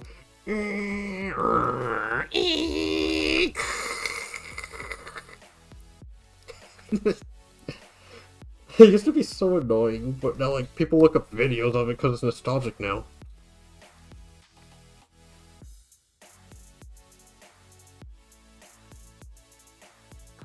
Hey, Taihazu. Looks like I'm making great progress so far. Yeah, dial-up modems.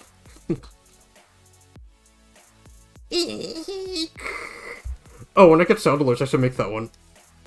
Like, when I have to think of something, when I'm silent thinking of something, someone, like, pays bits or whatever.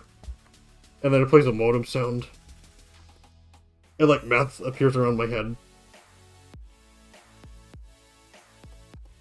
Yeah, that'd be funny. I hope my mouth's still good.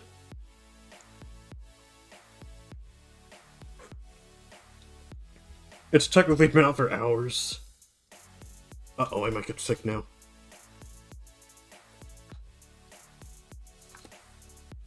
Ugh. I'm dead. The milk killed me. Boom.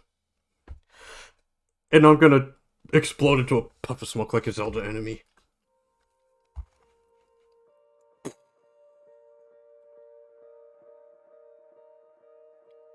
Oh, but I should probably... It'd be funnier if, like, I animated that. I could do the thing you do in Pokemon and make it go to a black screen, and then I play a sound effect, and then I'm in a different place. Like, and then I don't have to animate it. It works for Game Freak when they do it. I gotta stop taking pot shots at Game Freak. It's not funny. That's gonna ruin my chances of... Why did it make it a link? Oh, that's just a default thing Twitch does. Or any internet thing. If you put a .com or .exe or .whatever after it, it's gonna assume it's a real link, and then it'll lead nowhere. It's a bit of an odd quirk, but I guess that's so, like... It's just a catch-all thing to make sure that they work. Oh, quirk, work, that rhymed. That's just my guess, though. I don't know the real reason.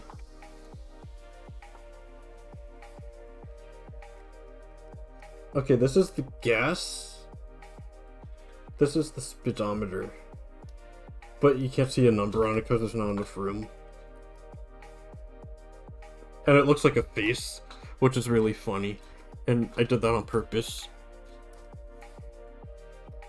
If anyone asks, I did that on purpose. Put that on the wiki. If I have one. I don't have a wiki.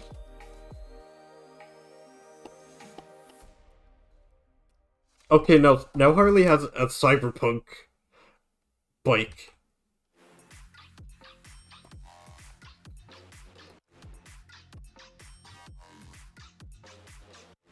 Harley is a cyberpunk.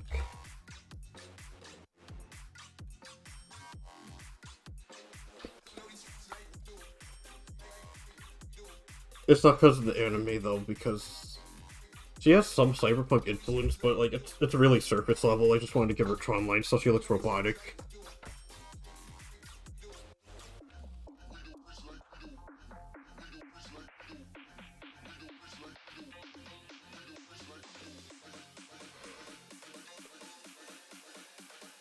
Alright, I'm just gonna do some player management real quick. It's off the screen, so you can't see it.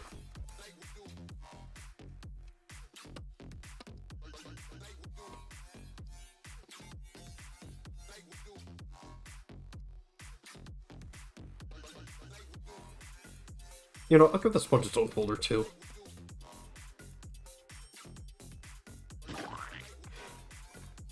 Oh, thanks for following, Kalikami. Oh, thanks for talking to me for so long. I was afraid I wouldn't have much to talk about tonight, but I guess I did. Okay, this is the part where I give everything a white, yeah, white. Oh, you need to be able to find me later. Oh, excellent. Excellent point. I hope that I...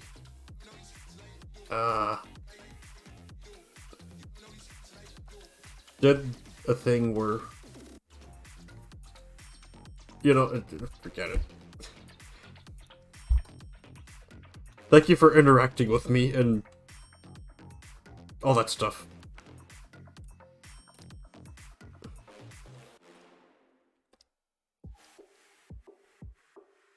Okay, next thing I gotta do is...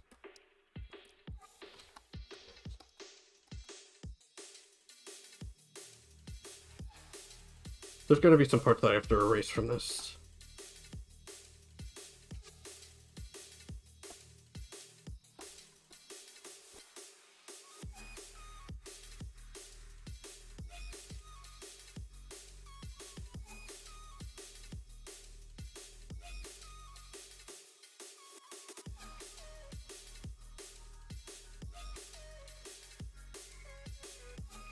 Anything else?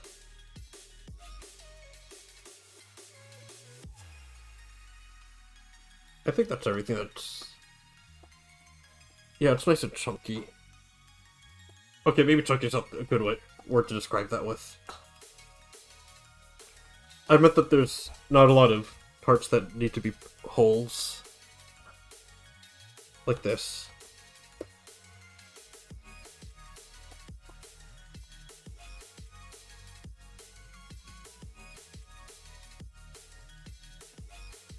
So when I'm doing the background, it'll just be filled in.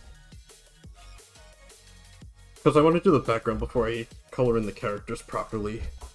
So that way I can get a better idea of what the lighting's gonna be. Plus, if I do the background, I'll feel like I accomplished more. It's just a psychological thing. Sponge will be easy, it's just one layer.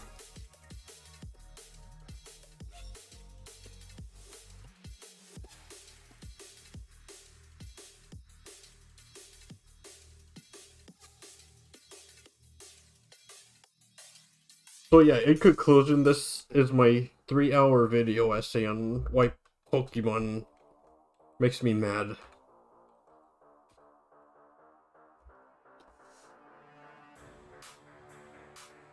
And now I've ruined my chances of ever being hired by them.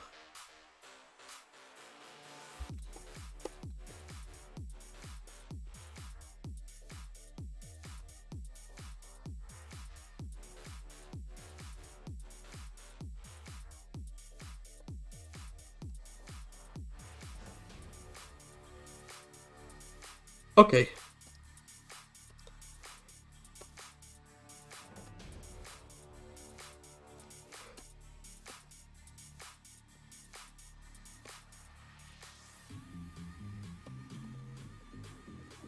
So that's done for now. I think I better get started on this here background.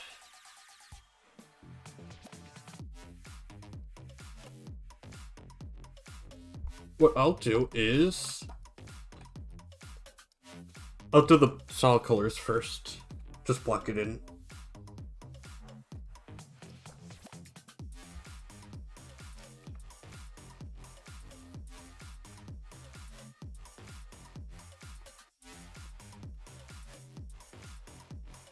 I'm trying to make this a sandy color.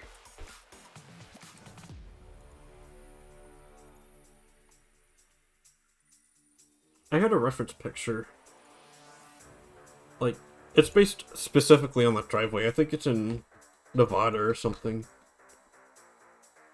Everything is earthy colored. Sandy.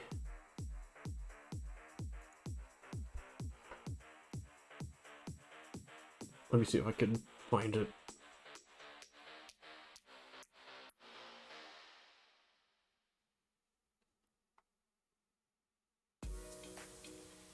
Oh, it's in the artwork folder, duh.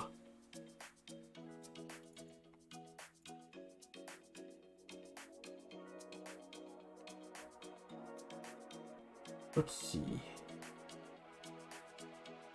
Uh-oh.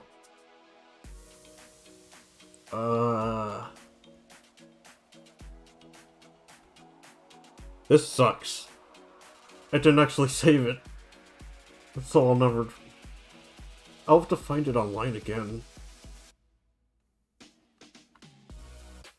But don't worry, I've got a model sheet of Zentreya. I don't know why that's there.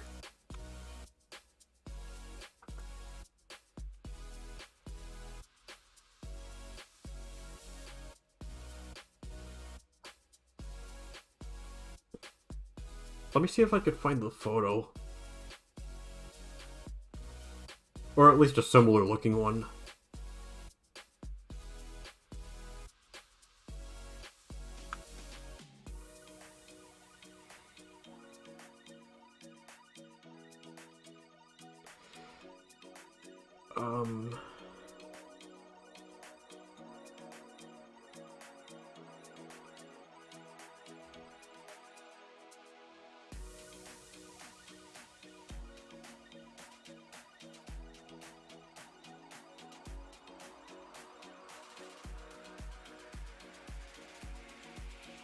Okay, this is taking too long. I'll just look up pictures of a beach and then borrow that thing's colors.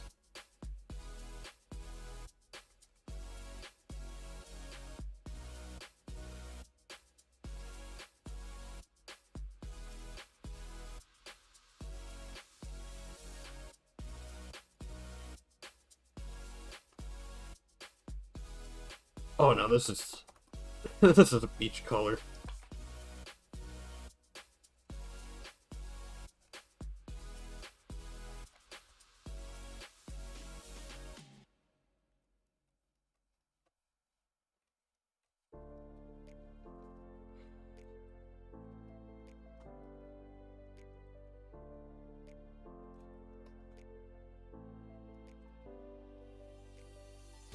And then after that's shaded and I could add an outline after it.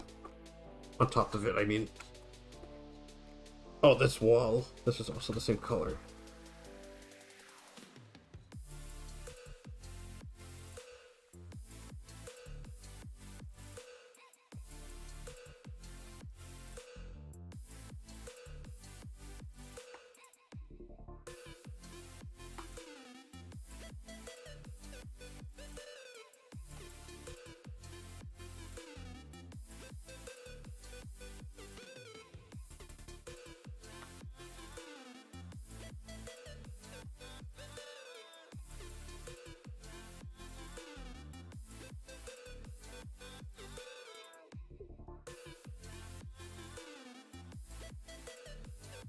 And then the road comes under here.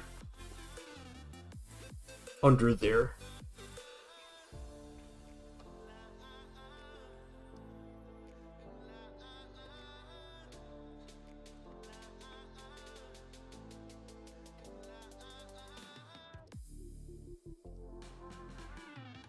And then these rocks are a darker sand color.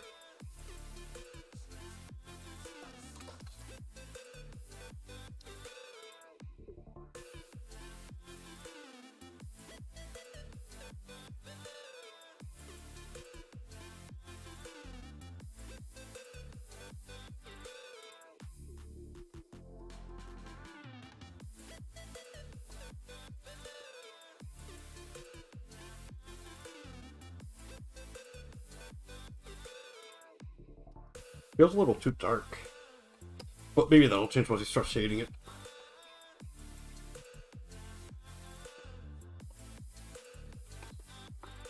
I'm still gonna have the sketches on.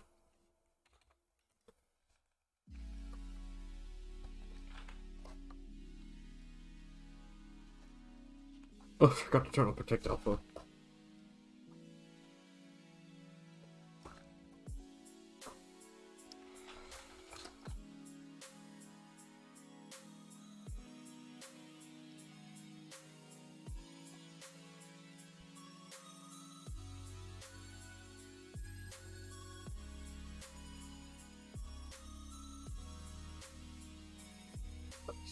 see if I can make this look alright.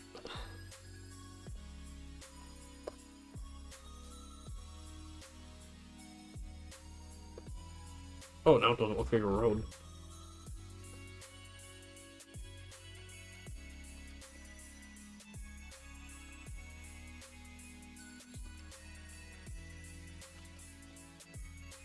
Well, this will be easy, will it?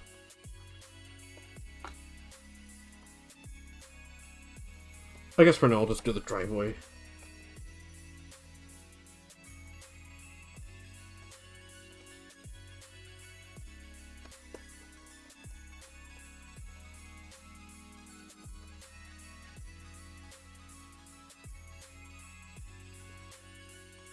But words cannot express how good it feels to draw something and then not have to worry about how it's going to animate.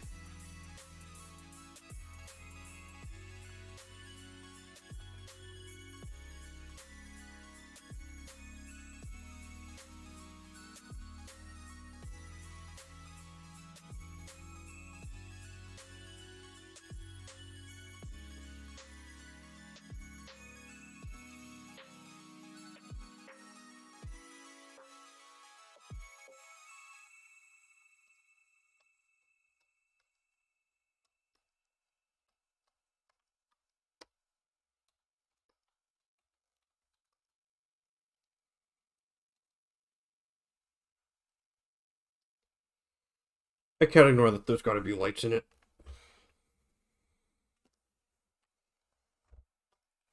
I made them orange. But orange might be hard to see.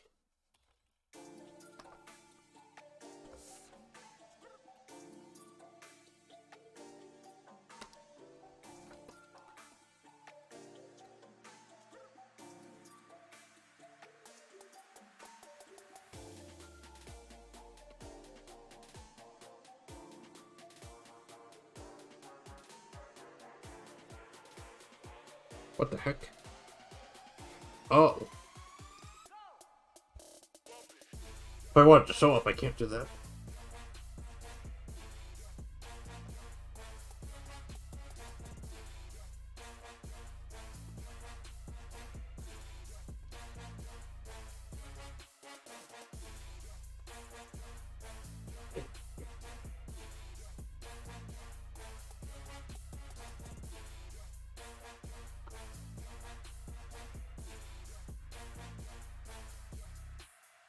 So I was actually thinking, do I want an Xbox? If I got an Xbox, what can I play on it that I can't already play now on the PC? Because Steam has like 1 million sales. And I've already got Halo on Steam. Halo Infinite. And Halo Master Chief Collection. And it's got mouse controls. Why would I want to play on the Xbox? But at the same time, if I got an Xbox, I'd be able to not have to worry about computer storage. But then if I got a bigger memory thing for the PC, then that'd be less of an issue. But the console's just for games.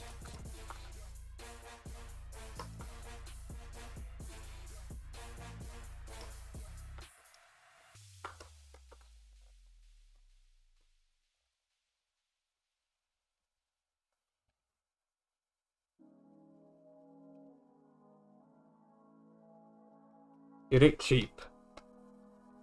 I don't want to buy something that expensive that I'm only going to use a couple times.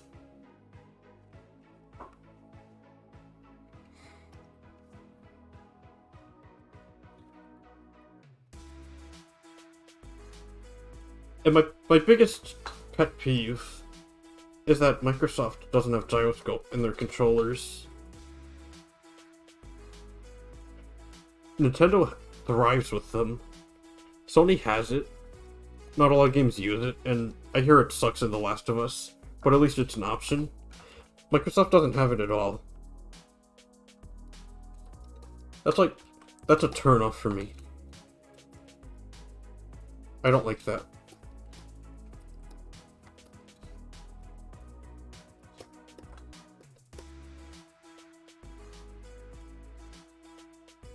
I started using gyroscope with aiming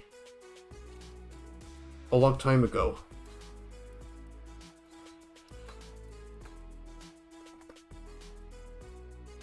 Splatoon wasn't the first game, though. I don't remember what it was, though. It might have been... probably Metroid Prime Trilogy on the Wii. They were originally on the GameCube, but they got re-released for the Wii with pointer controls. Oh, Call of Duty on the Wii. And GoldenEye. Not the Nintendo 64 one, the one on the Wii is a completely different game. Oh, and Sin and Punishment. I hear that one's a lot of fun, but I didn't play it yet. I have it on the Wii U. And then Splatoon's the first one that had it in a more traditional controller.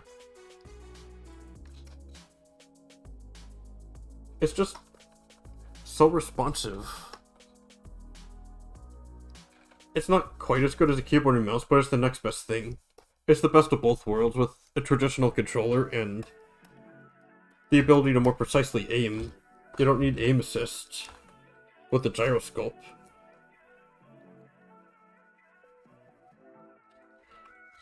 And like, I see people complain about like, oh, I don't want to have to swing my body around wildly, and no, it's nothing like that.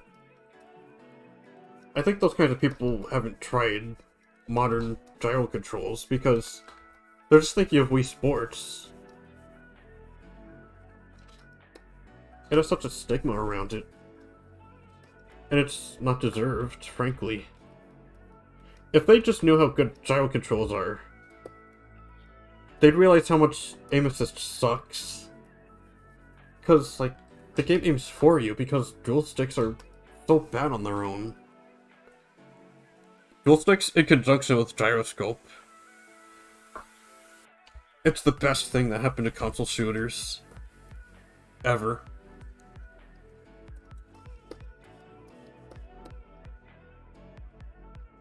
That's a hill I'm going to die on. Lucky for me, I just had milk that was out for hours, so I'm going to die. I just need to find where that hill is. I'm gonna Fortnite drop near it.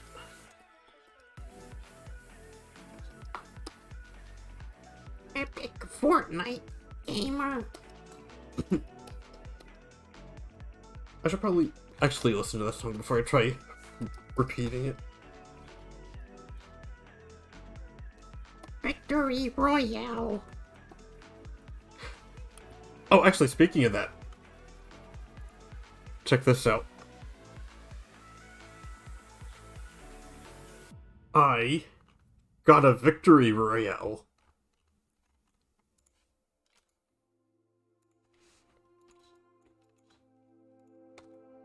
Here, look. This is me. And this is a crown that I got.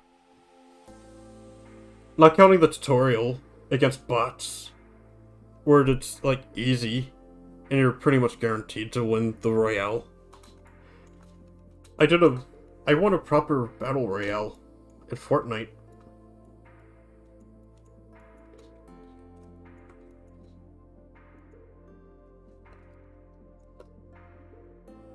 I think I finally see why people are loving the game for so long. It's fun.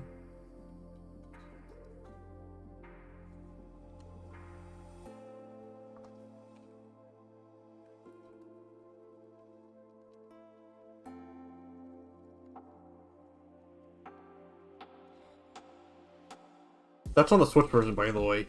I was using gyro controls.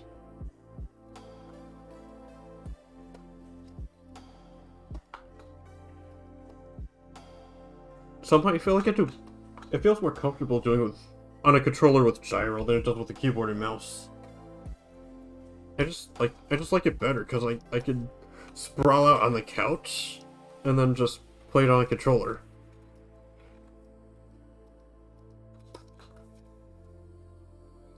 If I had the Xbox, I couldn't do that.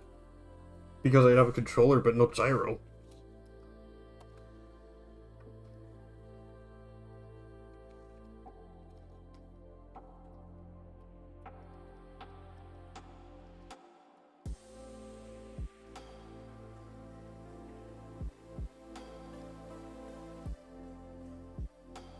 I mean, I guess I could hook up a keyboard and mouse to the Xbox, but like, at that point, why not just play on the computer?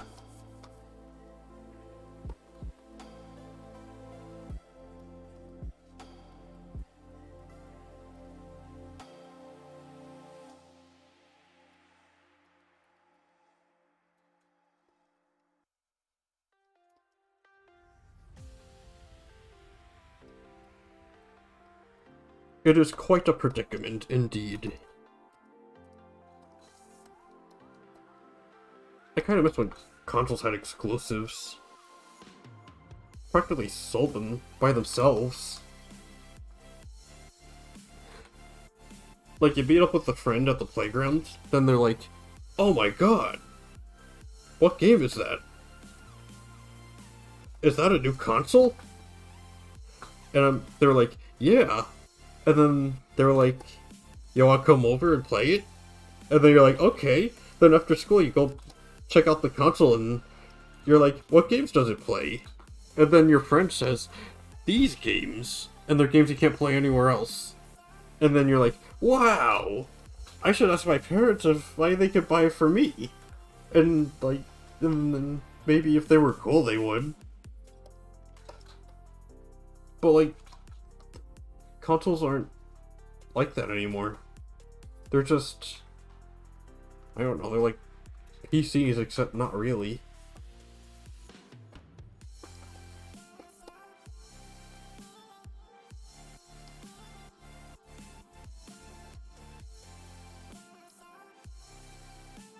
Consoles used to be a no-brainer purchase for me. Because I love games, I love playing games. I'm always thinking about games. I am obsessed with games. Why do I have to think about getting a console? It's because I could play the games on the computer.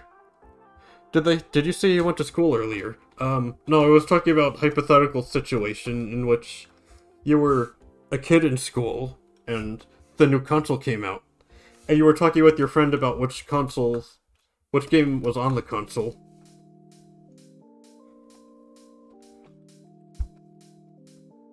What games does it play? These ones. Wow, this console looks like it's worth owning. That's what I was saying.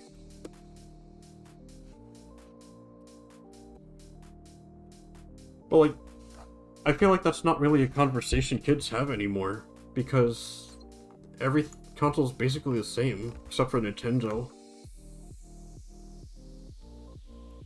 Like, besides the exclusives, why would you get a PlayStation over an Xbox? Or an Xbox over a PlayStation? Or a PC? Or either of them over a PC?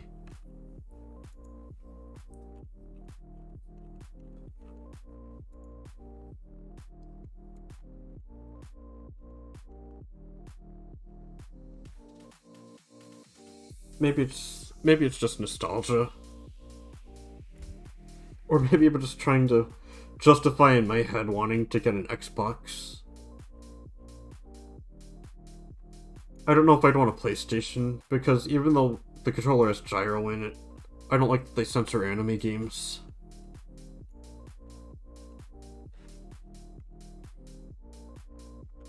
But like, Ellie French kissing another woman is totally fine. And then she blows someone's head off in the next scene. That's fine, but no, you can't see anime panties. It's a beam of sunlight. Fucking hypocrites.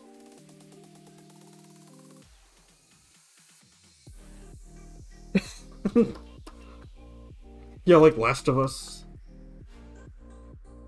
Admittedly, I don't know much about Last of Us, but I do know about Sony censoring anime games.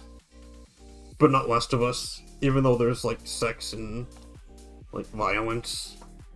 And that's totally fine. But not in anime games.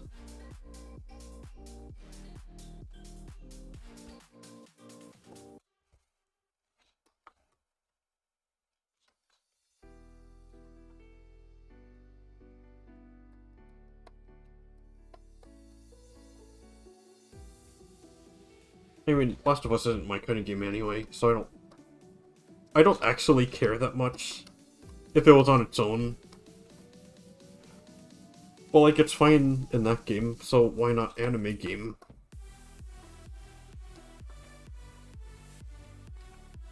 Yeah, the West getting anime games adds to the twist because...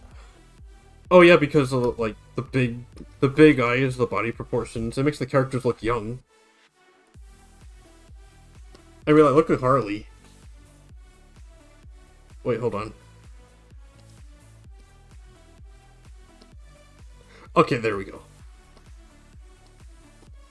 Yeah, Harley. I designed her to appear to be in her, like, early to mid-20s. But despite that, she's got big eyes, she's got cute proportions, her head's a little big. So that makes her look kinda young, doesn't it? So, like, people could mistake her for being younger than I actually designed her to be. Look at prohibited games on Twitch, it's almost exclusively anime games, including Yandere Simulator. That game's legendary. Legendary for the wrong reasons. But I don't want to talk about it too much. That could probably be a whole discussion on its own, but it's not really my place. I don't want to talk bad about other game developers, or other games, really. Even though I've been talking shit about, like... Okay, maybe I don't want to talk bad about games, but it depends on which one. And if there's something constructive I could get out of it.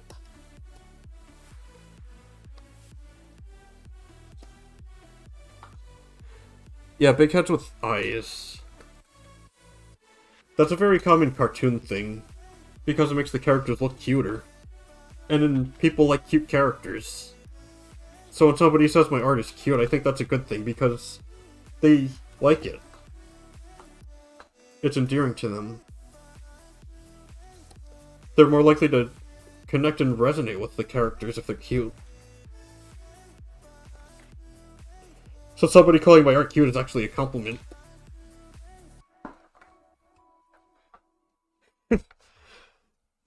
Yeah, making games is very difficult. There's a lot of work involved and it takes years. So I feel, even if it is deserved, I don't want to talk bad about them. Because they work so hard on the games. One thing I'll never call a game developer is lazy.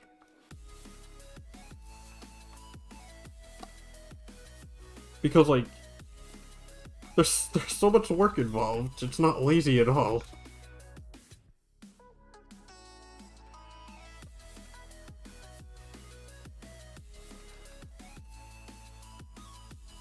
You'll call game developers lazy, but you know it's not true. Yeah, sometimes it could feel like they're lazy if they, like, exclude something.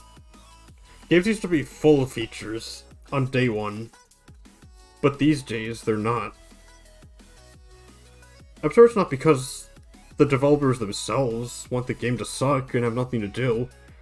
I think it's because the people upstairs want to exclude them and put them in the game later to retain interest. That's something games couldn't used to do, so it was all once. Which I do miss. I miss it a lot. I know why they do it, though. I understand.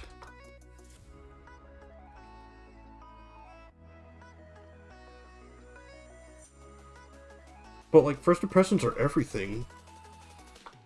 And with a game like Halo Infinite, that game was supposed to get updates, but it barely got anything. This is really ugly. I'm gonna recolor it.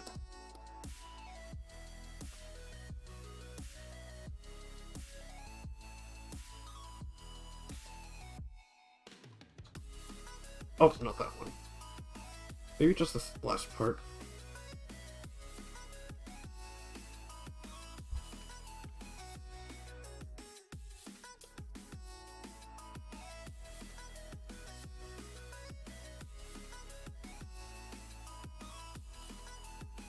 You want stricter laws and regulations again around freemium and gambling mechanics. Me too, I agree. I don't like that a lot of mobile gacha games and, like, loot boxes, they're so predatory. They got better because at least they tell you the odds of getting stuff. But I feel like it's a problem when the law gets involved. There's countries that are considering banning them, or at least regulating them, and that's a bad sign. Even if it doesn't come to pass, the fact that they considered it, that's terrible.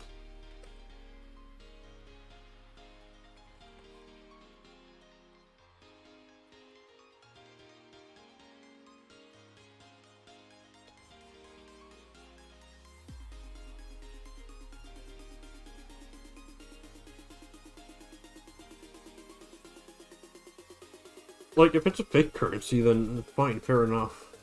But if it's real money, it could really screw people over. It doesn't matter if, like...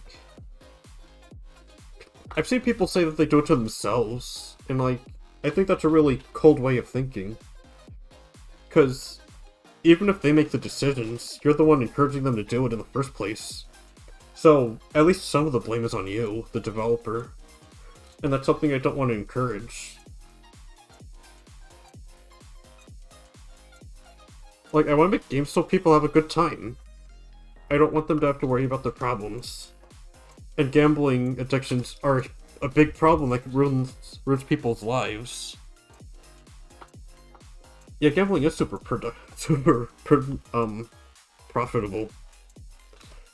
Las Vegas. Pretty much the whole economy is based on that. I mean, my cousin, she works at a casino. Or hotel, or I think it's a hotel casino. Hotel with a casino in it, I should say. They get free drinks.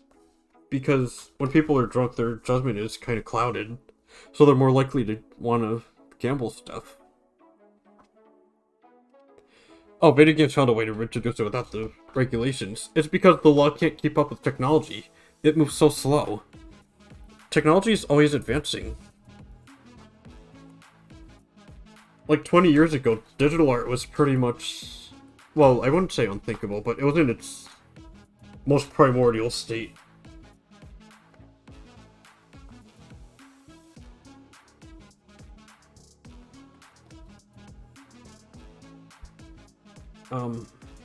Where was I going with this?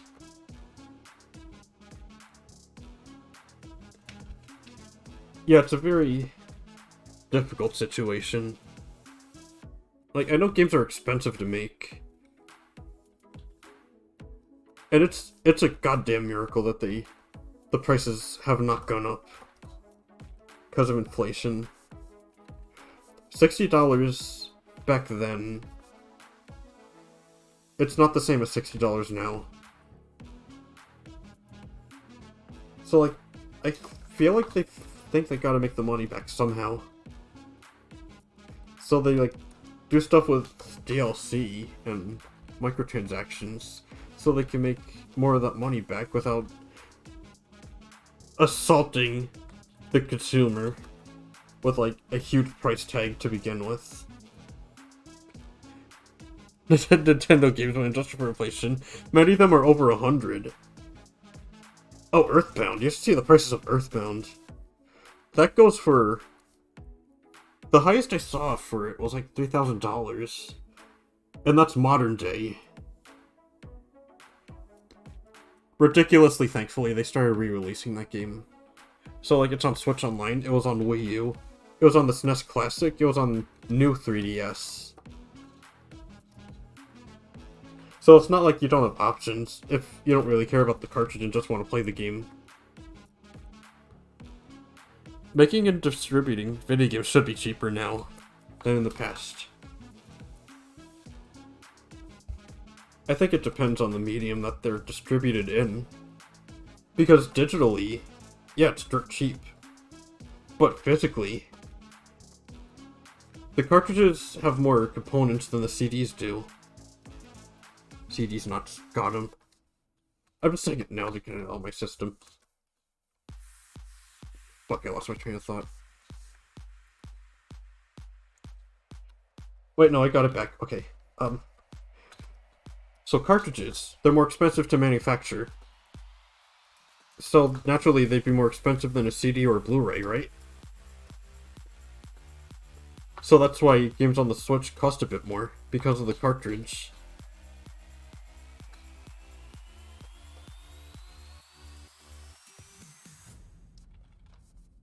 And then Nintendo has a policy where the digital one has to cost the same as the physical one. Because, like, I guess they don't want people buying physically to feel like they're cheated out of it. Pac-Man Museum, that's one of the few that I know that is more expensive physically but cheaper digitally. Yeah, most of the time digital costs the same. I give them the benefit of the doubt and think it's because they don't want people getting the physical versions to feel like they're being cheated.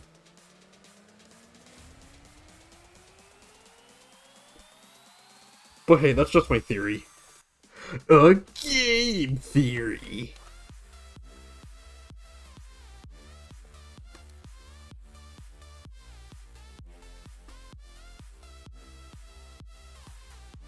But yeah, Steam has like 1 million sales, and I feel like it's because they could afford to do that because the games are digital. Yeah, nothing stops Nintendo from discounting their games, but they never do. At best, you get like 30% off, but they never go lower than that.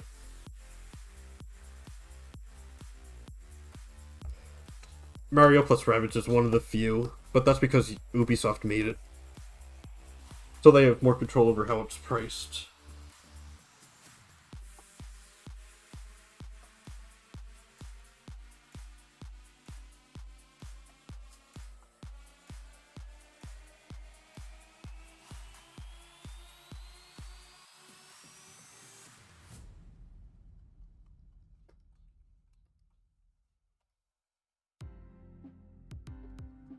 Breath of the Wild is... it's over 5 years old. And that's an eternity in game years. Like, it's old, but it's not old enough to be considered retro. So people are going to want it for cheaper. Otherwise, they're not going to get it. Breath of the Wild, very influential game. One of the Switch's best. I disagree personally, but whatever. A lot of people like the game. But it's still $50. I mean, 60. $59.99. And then when Tears of the Kingdom comes out, that's going to be $60, but Breath of the Wild's still going to be $60 itself. So if somebody wants to check it out, like, they might want to wait for a sale, but the sale never comes. Yeah, Breath of the Wild, that made shockwaves, but like every Zelda game does. Without Mario 64 and Ocarina of Time, 3D game design wouldn't be what it is now.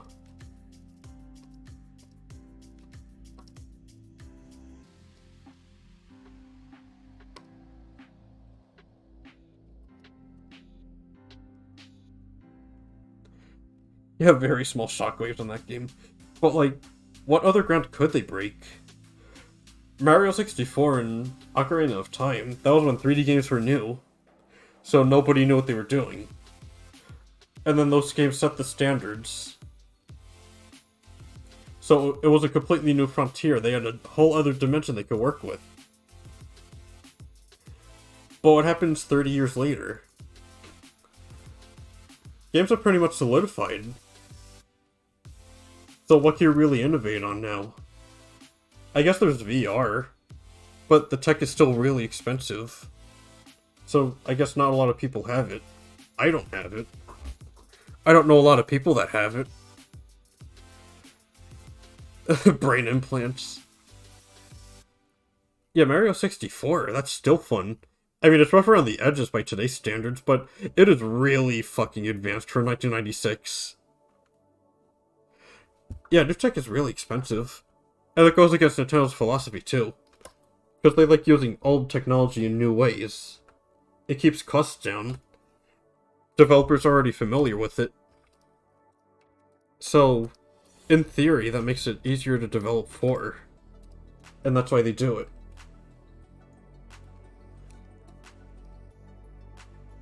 Graphics cards at PC prices. Yeah, they're ridiculous. Redunculous. I have to look up rocks.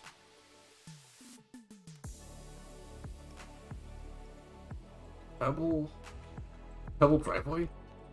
Oh, Pebble Drive. Not just Drive.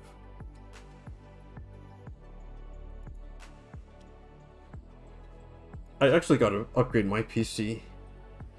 Because it was built 6 years ago, so I have to get new parts for it.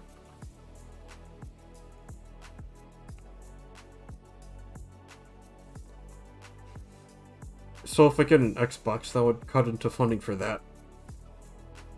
So, like, why not just get better hardware for the PC I have right now? I'd probably have to do research to see what plays nice with my PC or architecture. I have very limited understanding of how building PCs works. I know just enough to, like, add more flash storage. It feels like GPUs are hitting a hard limit on development.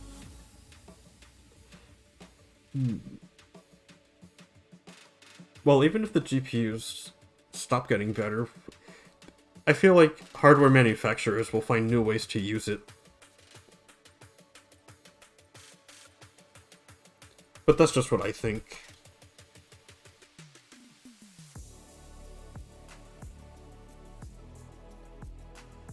Where's the damn rock texture? I mean, actually that could work. If I do different colored layers of this, I could pass for rocks, I guess. Lower wattage and lower price.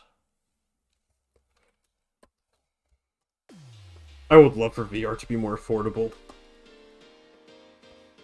That's the other thing I want to buy, a VR helmet.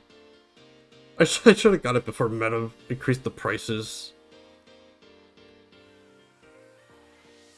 It's like $500 now, I think.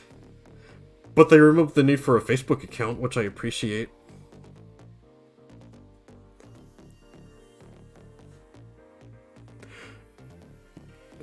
Double performance, same price and power. Oh yeah. Prices are pretty crazy.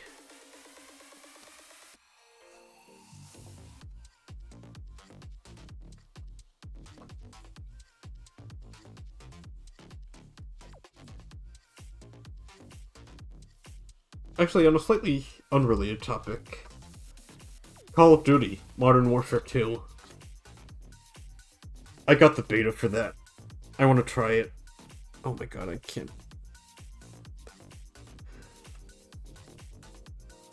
Maybe I'll try it tomorrow. I want to see what it's like. I don't usually play Call of Duty or shooters in general, except Fortnite, which I guess is a shooter. But like, that's the exception.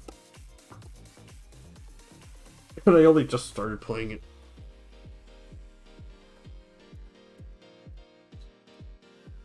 Oh, you know what? That could pass for rocks.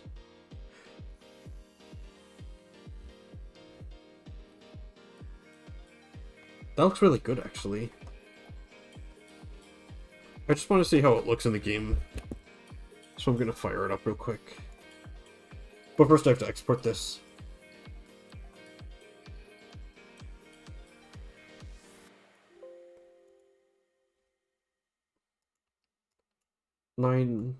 I think it was 270 by 480. Oh, 40 by 270, that's it. That's the game's resolution.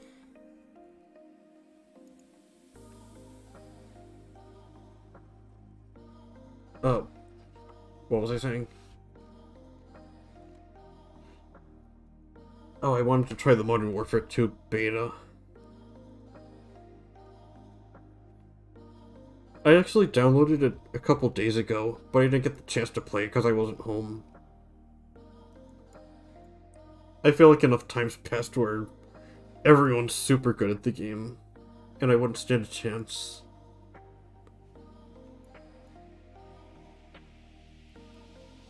I'm good at... I think I'm pretty decent at Fortnite, but I suck at shooters in general. Okay, Game Maker's open.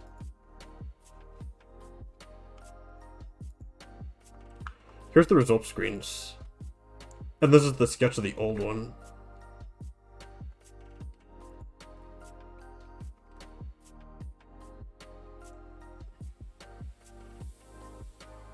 I'm just gonna import these.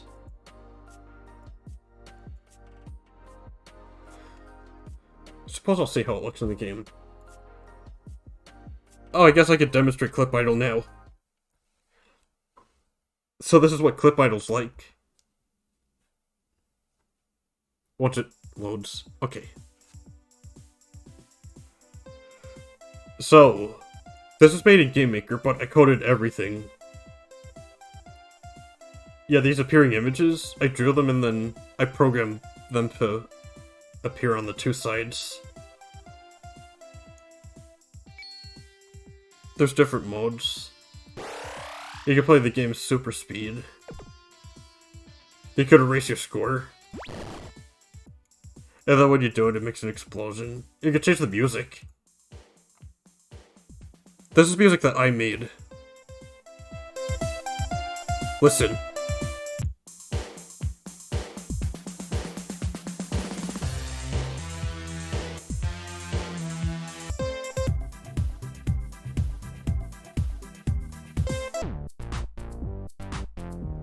So that's just a small taste.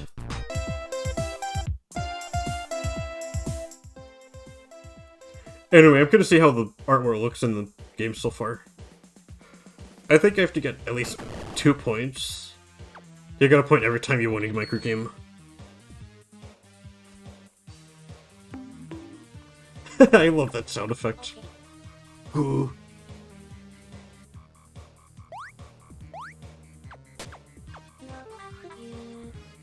You're gonna have 4 tries in the final game, but for testing purposes, I only have 1 life. This is another drawing I was working on. It's not finished yet.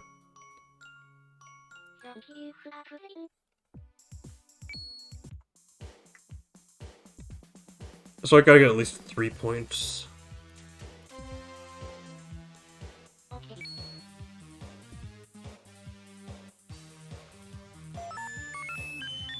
Yeah, I coded all this.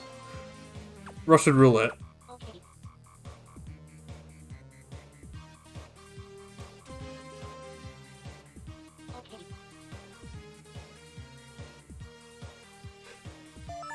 Oh, I guess those red spinning things do look a bit like gun barrels. They're probably not going to be final, though. I just wanted to have some animation. High frequency sounds.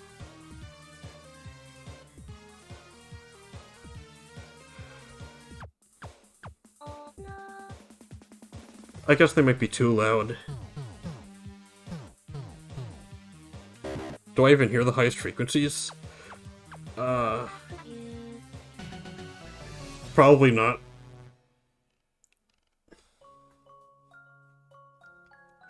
Oh, so this is one of the artworks. Harley looks at fireworks when you get a high score. As he kind of points at the highest score.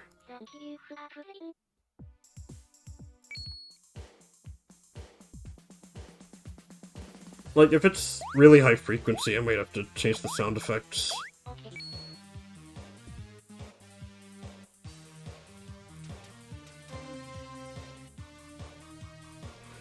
Because I don't want them to be so high frequency they're annoying to hear.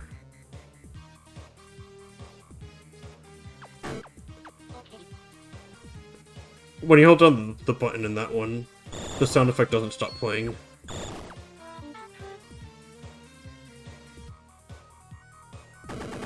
Next time we do a game dev stream, like, I think I'm gonna fix that.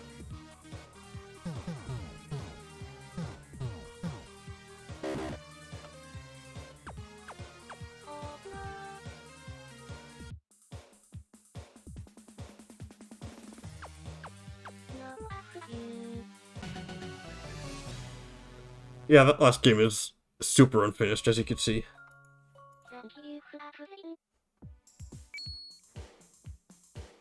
Maybe I have to get 4?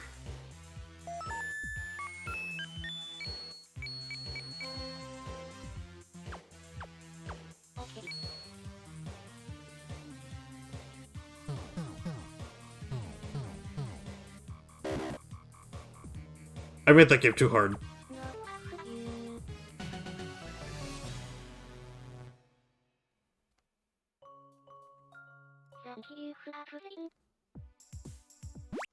Well, maybe I could look at it in this.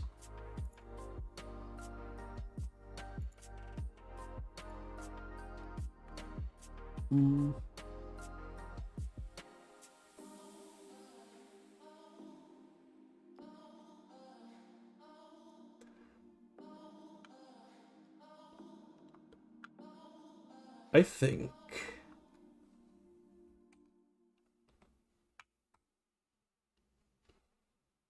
I gotta make the outline thicker. It's good on the bike, but not Harley. I like with the rocks. I could probably get away with just doing the brush straight up. But I gotta be mindful of where the bright ones are. And then I still have to make the outlines here.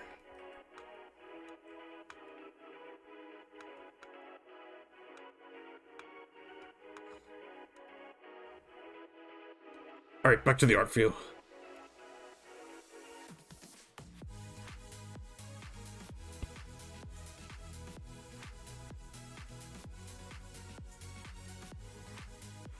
Cat helmet. Yeah, I love Harley's cat helmet. It's because a lot of VTubers are cats. But I wanted to do an original spin on it. So I made it a cat helmet. And I made her an android that's themed around cats. Instead of being a cat herself. I thought that'd be fun.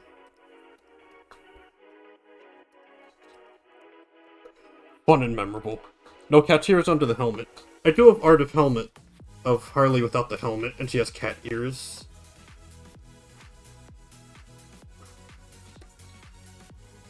But, like, it's not canon right now.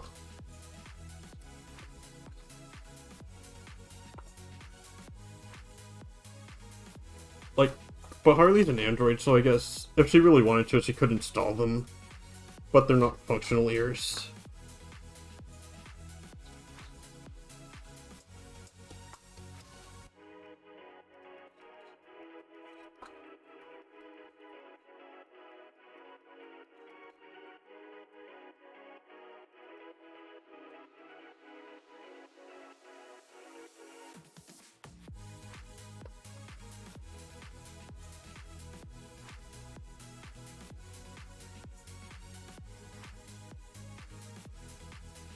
Yeah, that's art from back when I was still trying to figure out how Harley was going to look.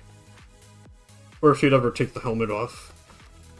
But I think all the art that I'm going to do with her, it's going to have the helmet on.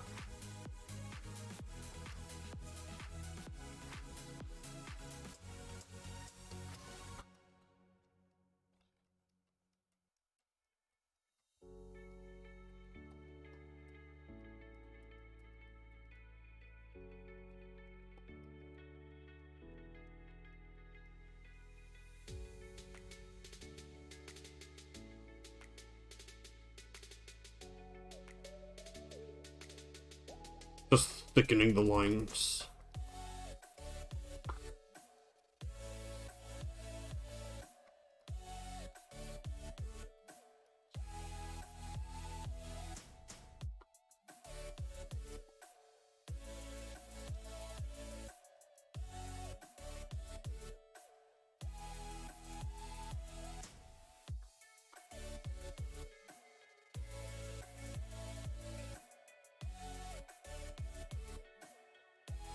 I think this... I think the fireworks is my favorite picture of Harley that I did so far. It's just really cute. And it's slightly fourth wall breaking, which I think is funny. Because in the picture she's pointing at the fireworks, but when the game's UI is on, it looks like she's pointing at the high score you just got.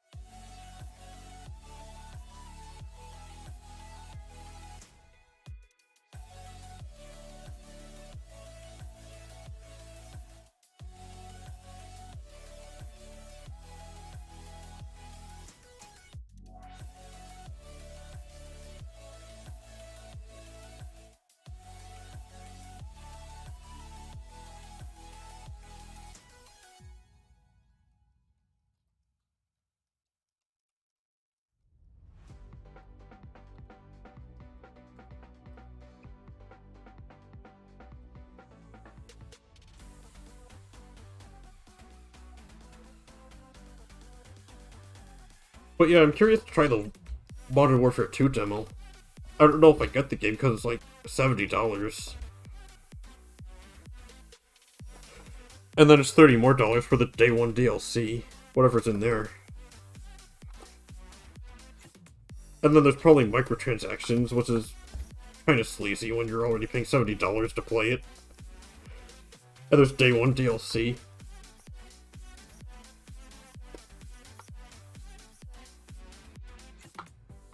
I could play Fortnite for free. I could play Apex for free. I could play Halo for free, even though there's not really much to do in that game, but it's free. There's probably about as many modes. Which is to say, not any.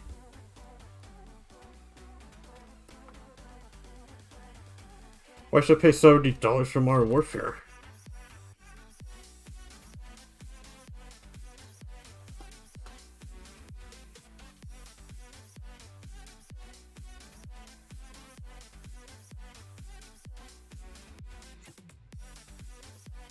It better be the best multiplayer shooter ever for that price.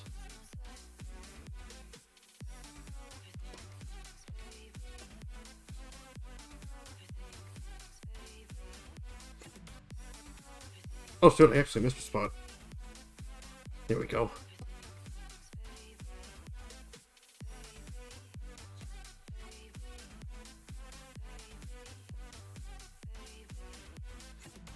I wouldn't normally make the part in this armpit this thick, but like, it's gonna be shrunk down.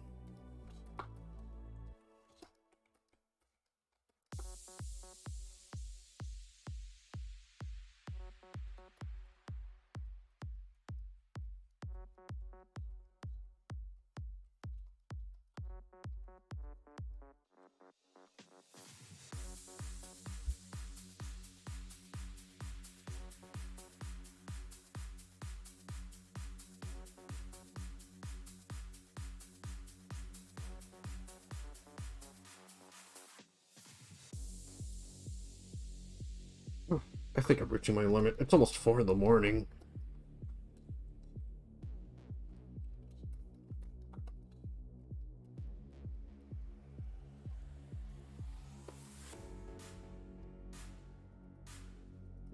I gotta do the next stream earlier than this. This is intense.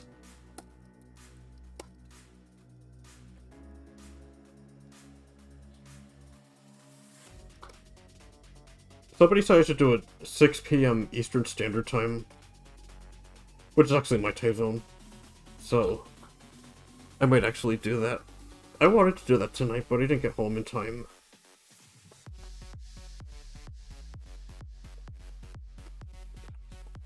Have I developed my games in the past? Basically just school assignments. Football was my first game. My first proper game, I should say. Nobody's playtested it yet. Nobody but me. Did I go to school recently? I wouldn't say recently. I went to school a long time ago.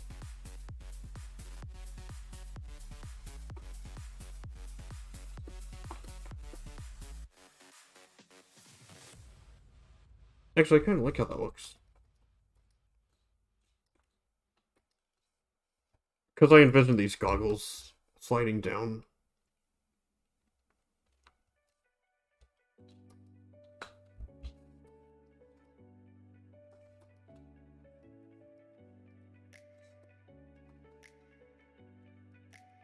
When I was at school, I studied 3D animation. But I hate 3D. You implemented a search algorithm in computer science class. That's closer you got to game development. I see. A lot of people use Unity, not just in games, but for a bunch of stuff. So I think it's worth learning Unity no matter what. I think Unreal has a lot of uses too, but I feel like that's a game engine first, for real.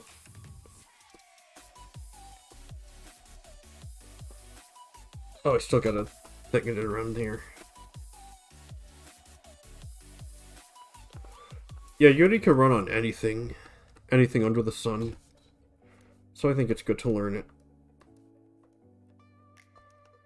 I haven't used it in a long time, though. Because I don't know C#. But I want to change that soon.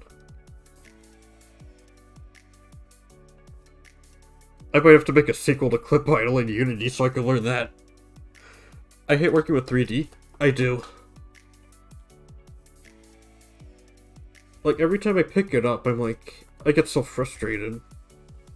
It's not that I can't do it, but I just like drawing better. With 2D, it's one less dimension to worry about.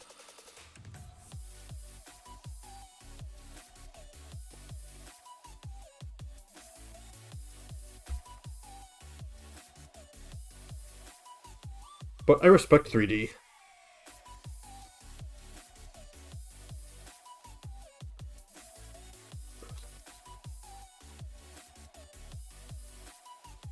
Anyone that can do 3D well.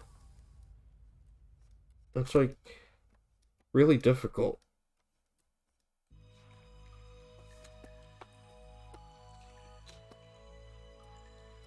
I'm just gonna fill this in.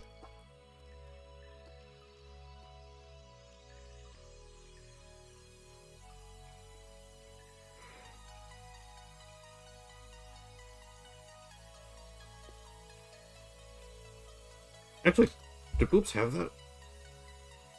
I don't actually know. I think they taper out like this. I'm not really sure if you'd see that at the resolution the game is.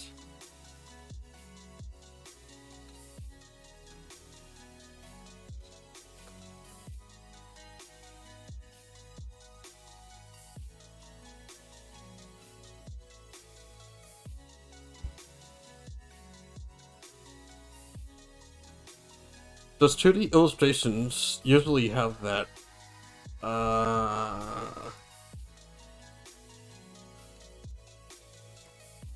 So like, pretend this is torso. This is the arm.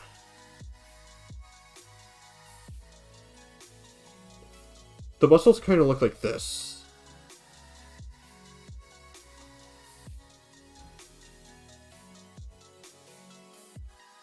So they kind of go this way. And then it leads into the arm.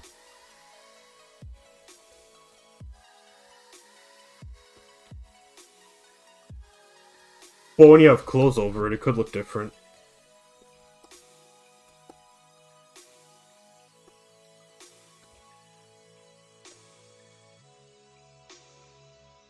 Plus, if I make finer details and they get shrunk down, they could be lost, so they wouldn't even be worth drawing in this.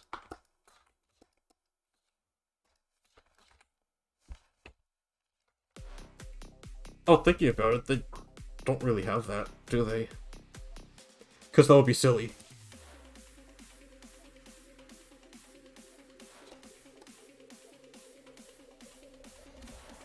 Like, around the armpit, the skin does fold like that.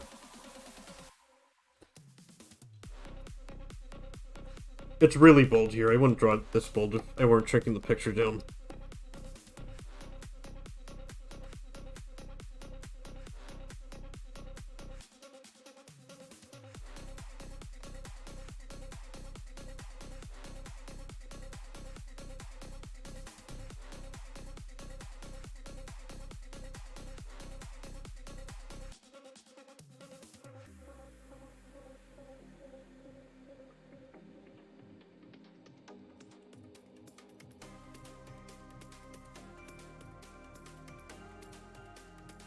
I think at the least I'm gonna give Harley her black colors, and then I'll probably call it a night. Shorter stream than usual, but it's 4 in the morning.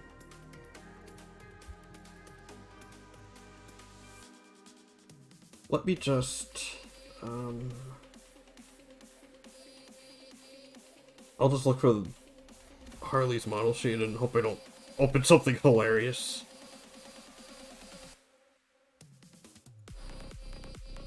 That's probably... I don't know if that's TOS. But, I mean, I'm drawing it, so it probably isn't. Maybe it's fine. It was only on screen for a second. I need it for demonstration.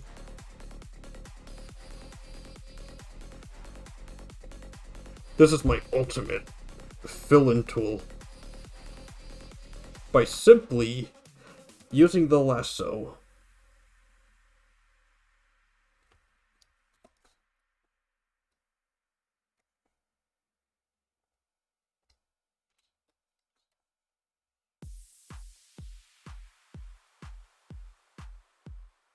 Utilizing modern color filling technology.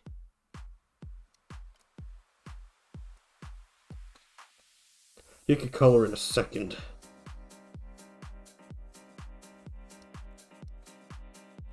One second or less.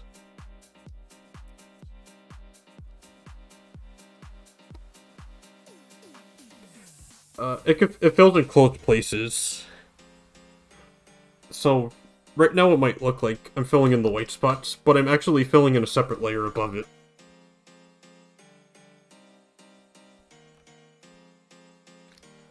So I've got an empty layer beneath it selected, but I also have the line art layer selected, and it's using that to fill it in, if that makes any sense.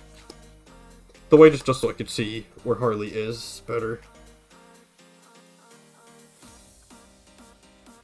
Actually, the driveway is really similar to how she's colored, so I might have to change that.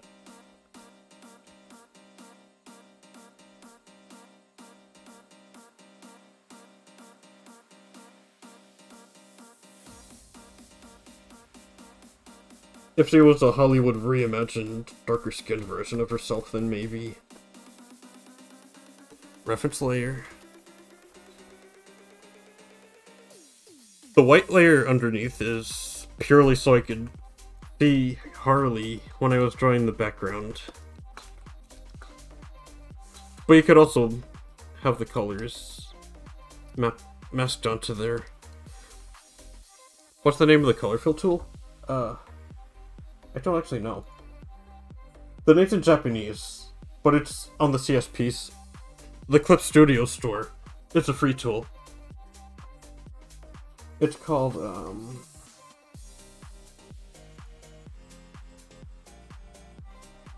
I'm gonna see if I could...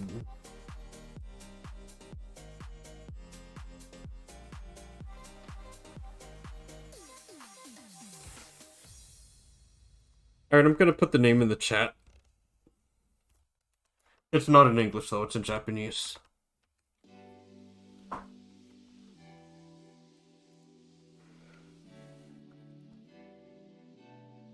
Yeah, so just... It might pop up if you look it up in the Clip Studio store. But Ina uses it. Hololive Ina. She's actually how I found it.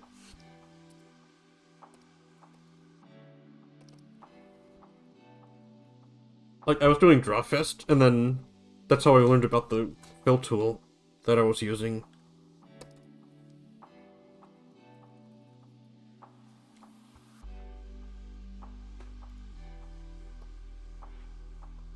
For Drawfest, you only had an hour to make drawings, so every second counted. You could imagine this came in really handy for that.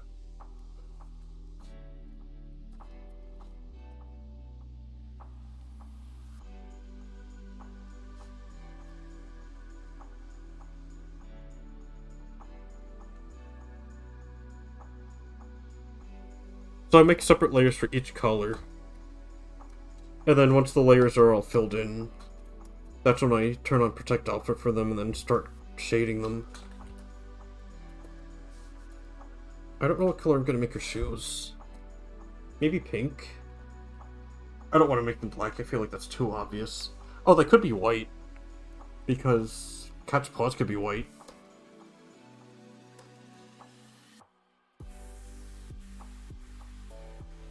Actually, I need the bathroom. I'll be right back.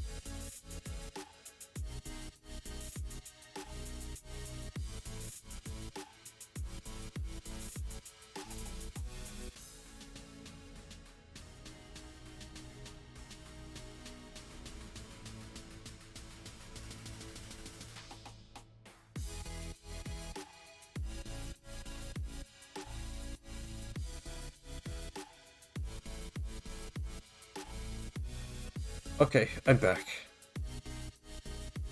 It was an emergency.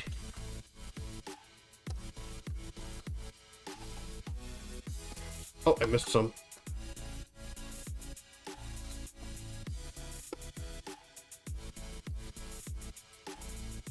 I think that's all of her skin. Do I use the free version? Free version of the field tool?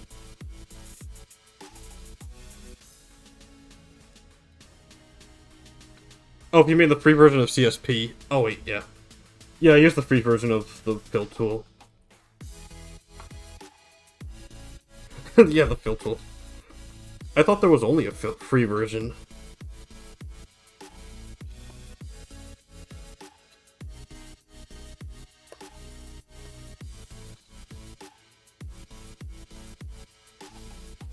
I decided that her sandals are gonna be white, just like her gloves. But I still have to make them actually white. So I'll do that now.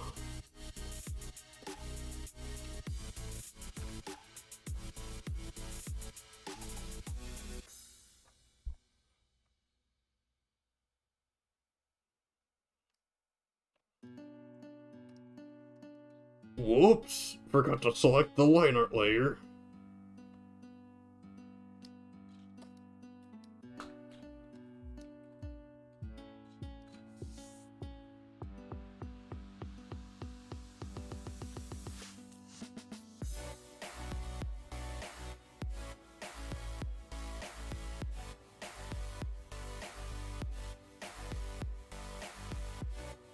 Wait, no, that's wrong. Okay.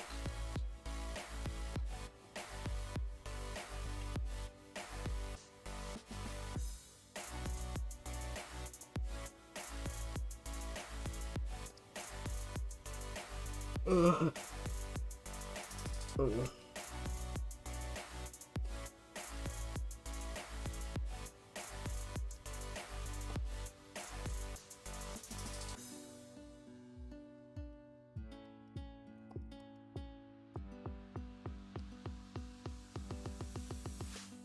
Whoa! That's incorrect. Mr. Phil Lasso. It costs clip tokens.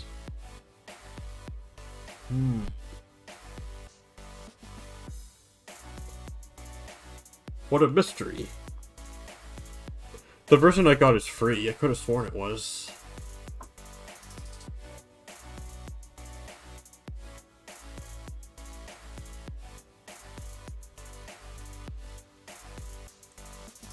Clip Studio assets.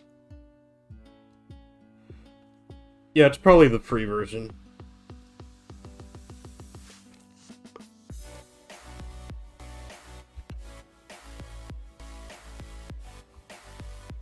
I could put a link to the exact tool that I use.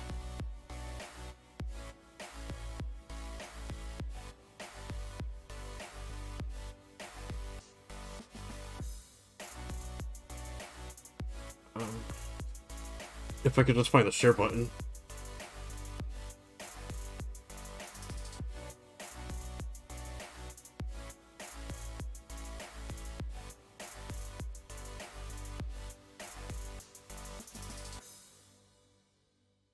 Oh, no gaps, close and fill.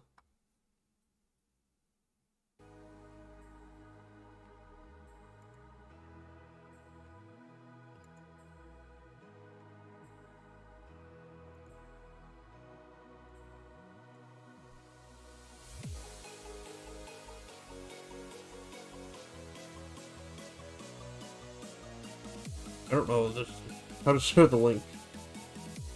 Oh, here it is.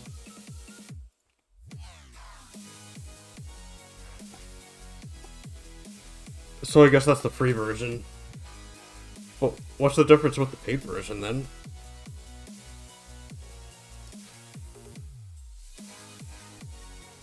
I'd look, but I think I'm running out of energy.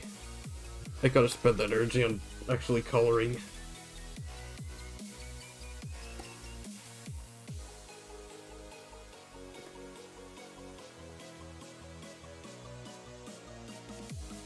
You can use brush on the paid version. So instead of lasso area, you brush it? Oh, so like it's...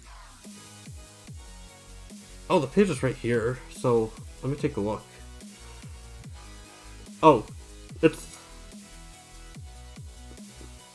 Oh.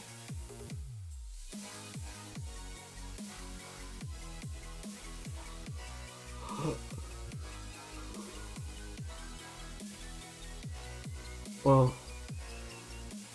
the lasso's good enough for me. Oh, no problem. I'm happy to share the stuff I use. I like helping people.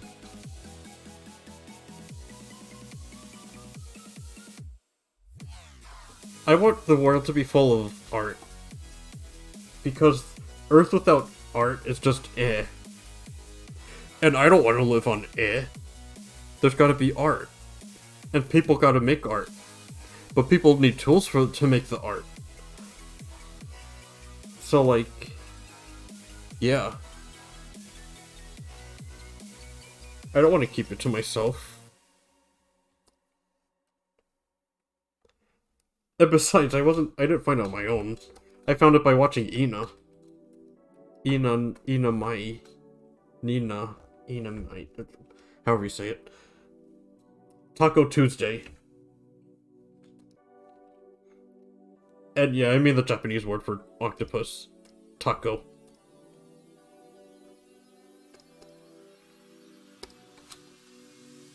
I want to play Rocket League. But I also want to sleep. Some other artists said something about how, when they tried to learn, other artists kept their secrets to themselves, and how annoying that was. So they shared all they know to everyone. Yeah, the techniques and the tools you use, that's, like... You still gotta make your mark on the world. When you give somebody the tools and the knowledge to do it, that's all you're doing, you're giving them the tools and the knowledge. They still gotta put the work in themselves. Just like how you gotta put the work in yourself. Like... I designed Harley, myself. But there's a lot of characters that I draw that I didn't design.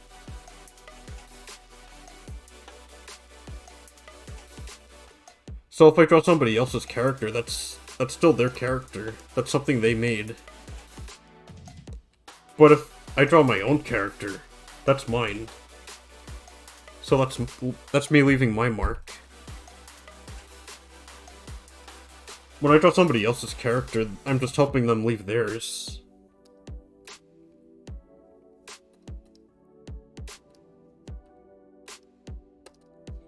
Which I'm fine with, because, like, I draw stuff that I enjoy, and it makes them happy.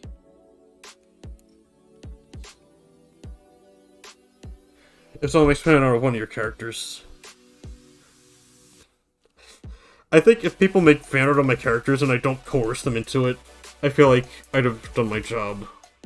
Because that means they like the stuff I made.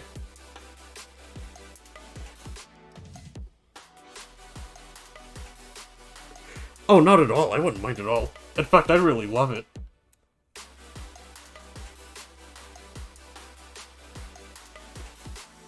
I mean, as long as you don't pass the character off as your own, then I'd have a problem. But if people made fan art of my characters, I'd be super flattered.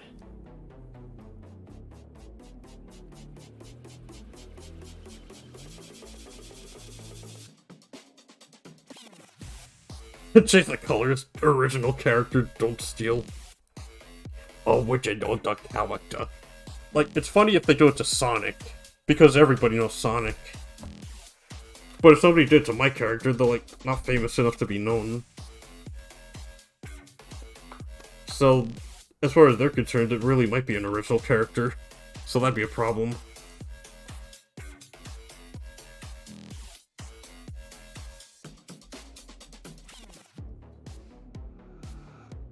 I forgot what I was coloring. Oh yeah, her goggles. White strips.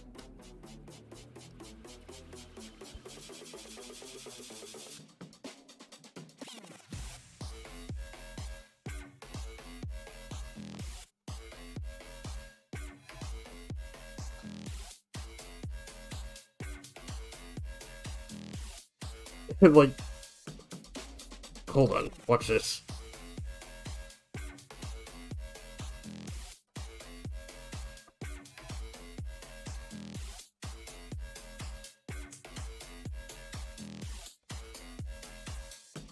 This is my original character, Blarley.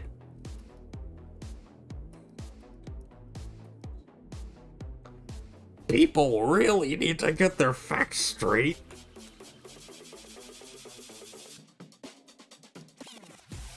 Don't steal.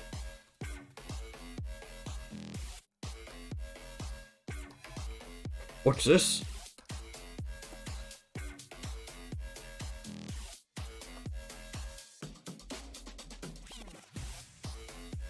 Oh no!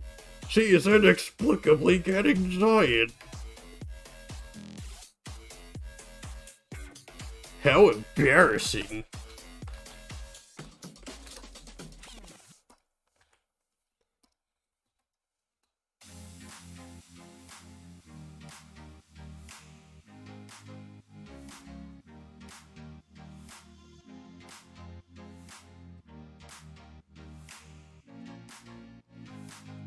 I gotta make her eyes, but I gotta make the holes first.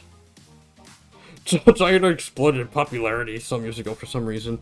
I don't know why either. DeviantArt has weird fetishes. Like, they see somebody get fat, and then they're like, oh my god, that's kinda hot. I mean, I don't want to judge too hard. But, like, it's really hard not to, and it's so weird. I don't know what's arousing about that.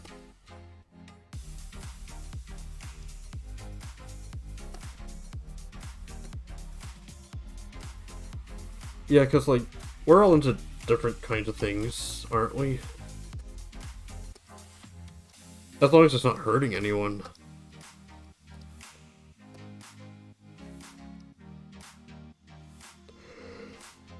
What? Does get fat hurt people?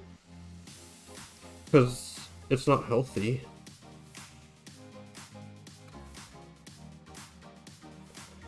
Does turn giant hurt people?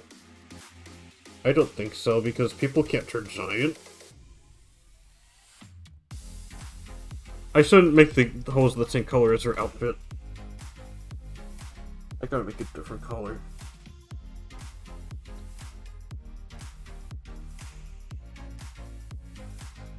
The hose has to be black. It just has to. Because that's what they're actually colored.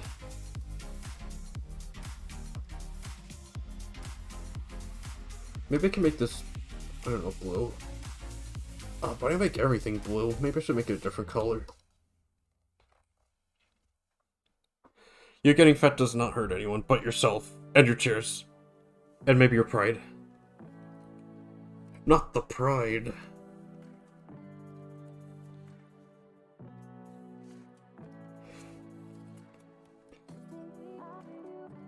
I'm a little I'm sorry if I'm insensitive. I don't mean it. I say things without thinking about the implications first.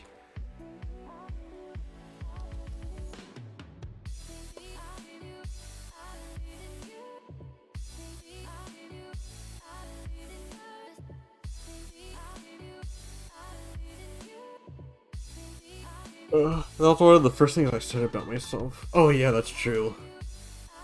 Another thing about me is I have serious short-term memory loss. I also think it's worth noting about myself that I have serious short-term memory loss. I didn't purchase the filter DLC. Oh no, I'm not on PlayStation, so Sony's not censoring me.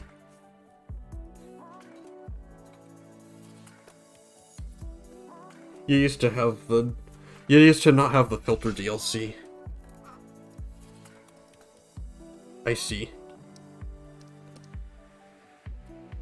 That's just how it is.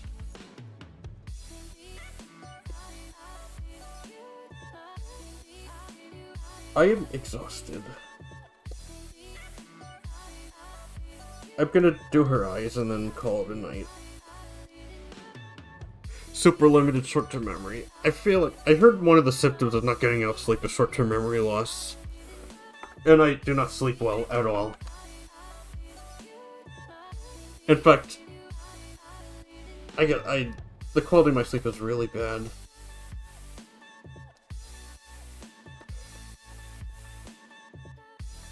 Insomnia? Probably. I need melatonin usually, but I don't think I need it tonight because I'm so tired. But it's 4 in the morning. That'd be a really vain gesture if I took melatonin right now.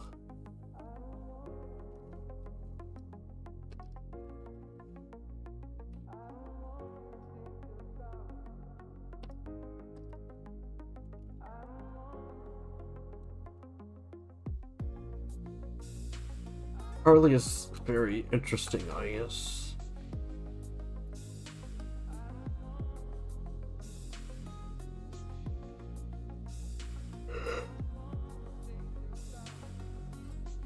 They're orange, and then yellow, and then red. Because cats kind of have orange eyes, and that's why.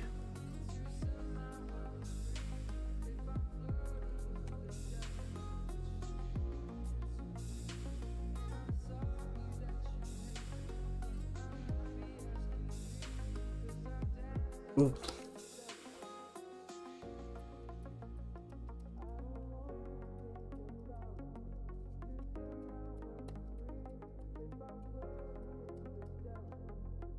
She is a cat girl.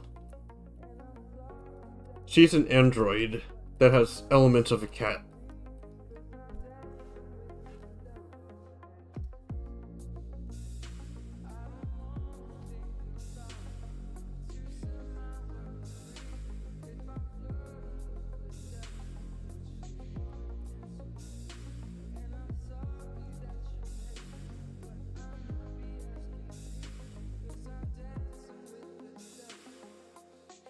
Personality of a cat as well. Probably. I designed Harley to be the main character of a WarioWare-like game. So, like, I don't think she has a set personality, because it's not that important to the game. Or maybe it is. I didn't really decide what her personality is. I just made her design.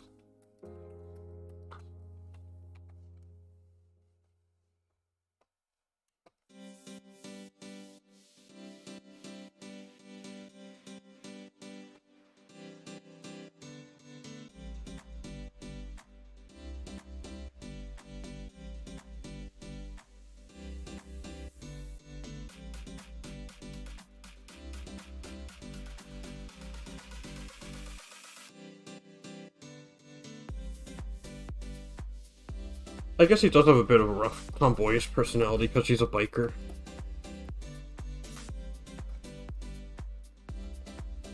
But, like, I didn't specifically write a story for her because it wasn't important to the game.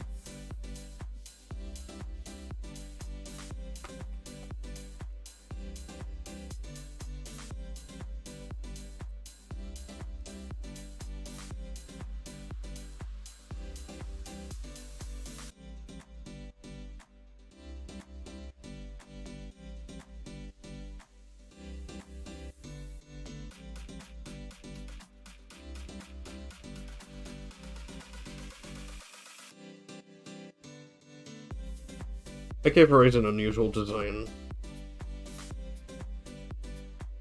I tried to make him look like an optical camera.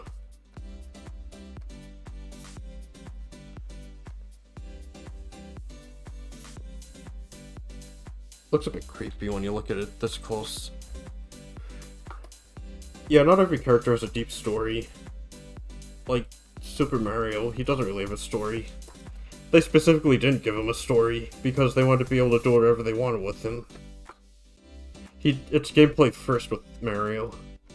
So that's the philosophy I have for Harley. Like, she has just enough personality so that you can interact with her in the game. But she doesn't have a backstory. Or at least the backstory is kind of an afterthought compared to everything else.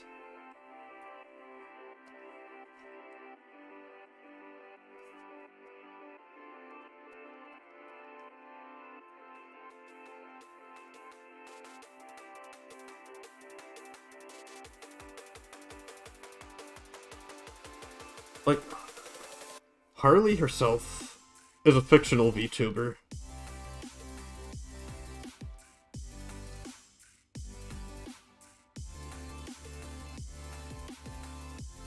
Plumber Mario and Luigi from Brooklyn. I don't even know if they're from Brooklyn anymore because that's not canon. What even is canon? Who even cares?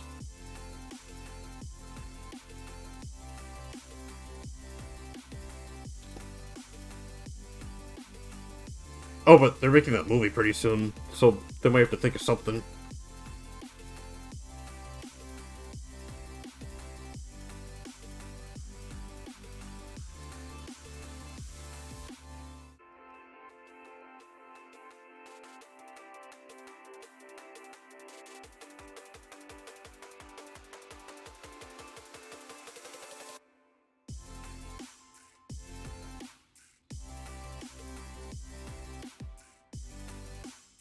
Actually, these details might be too small for the game.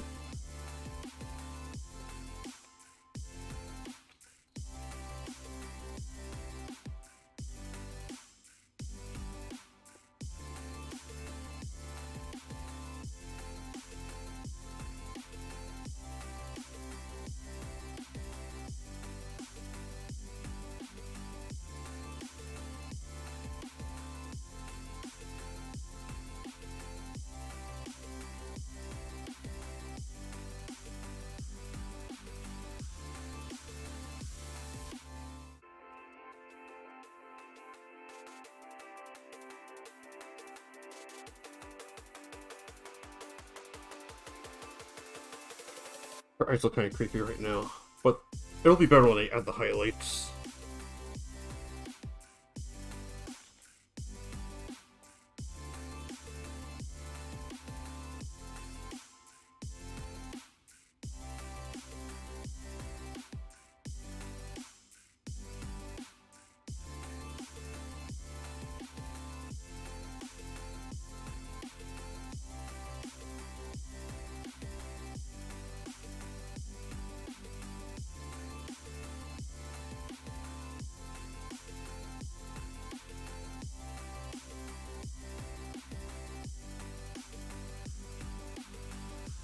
Alright, once I add her mouth colors, I think I'll stop there.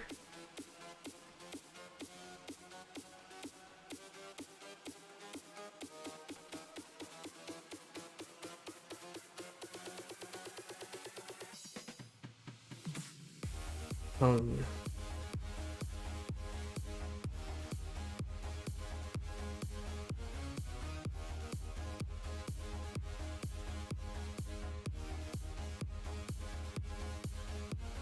Okay. Look at her. Oh wait, I missed a spot.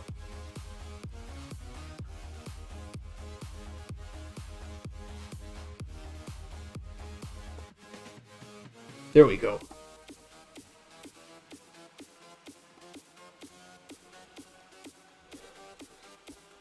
It looks a lot more finished than it did before, but there's still a ways to go. I think that's it for tonight. Because it's super late / early. Alright. Thank you so much for watching. If you liked the stream, don't forget to follow me. And you can follow my Twitter and my Pixiv. I upload artwork there. And I also have a Discord server. So you can see when I go live, and also see sketches and stuff. Alright, I'm going to bed. I'm really tired. Good night, everybody. I hope you enjoyed the stream. And I hope to see you next time. Goodbye.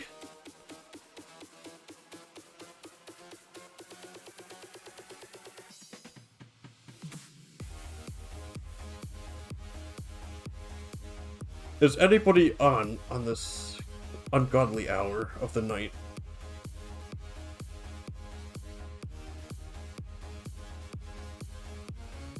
Oh, oh, I know. This is actually a friend of mine.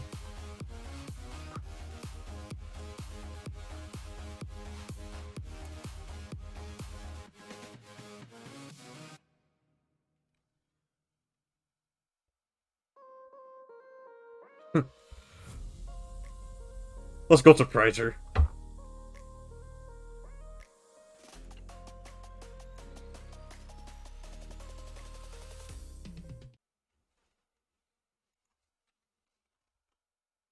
Okay.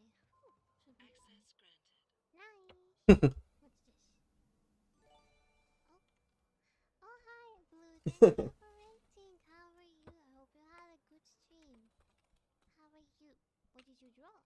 Hi, Callie. Nice to meet you. How are you doing? We're playing Deus Ex. We are a very cool robot man, hacking everyone and everything, I guess. Stuff for my game. Oh, the Mario thingy, the Wario thing, I think. Not the most hip and cool Nintendo person. Well,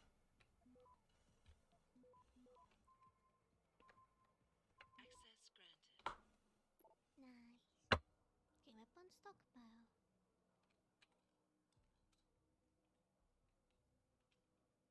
Hmm. Gang activity. Okay, I see. Thank you for the raid. Yeah. Is it late for you? I would assume that it's pretty late in your time zone. I know that VP Mario, it's very late, but he's busy. I just I just worry about all of you destroying your sleep schedule. Trust me, it's not good to sleep late. Okay, security rating. Okay. I'm just gonna make sure to be walking around. Let's see. Then we go here, then we go there. I'm pretending to be very good at it, but I'm really not, so...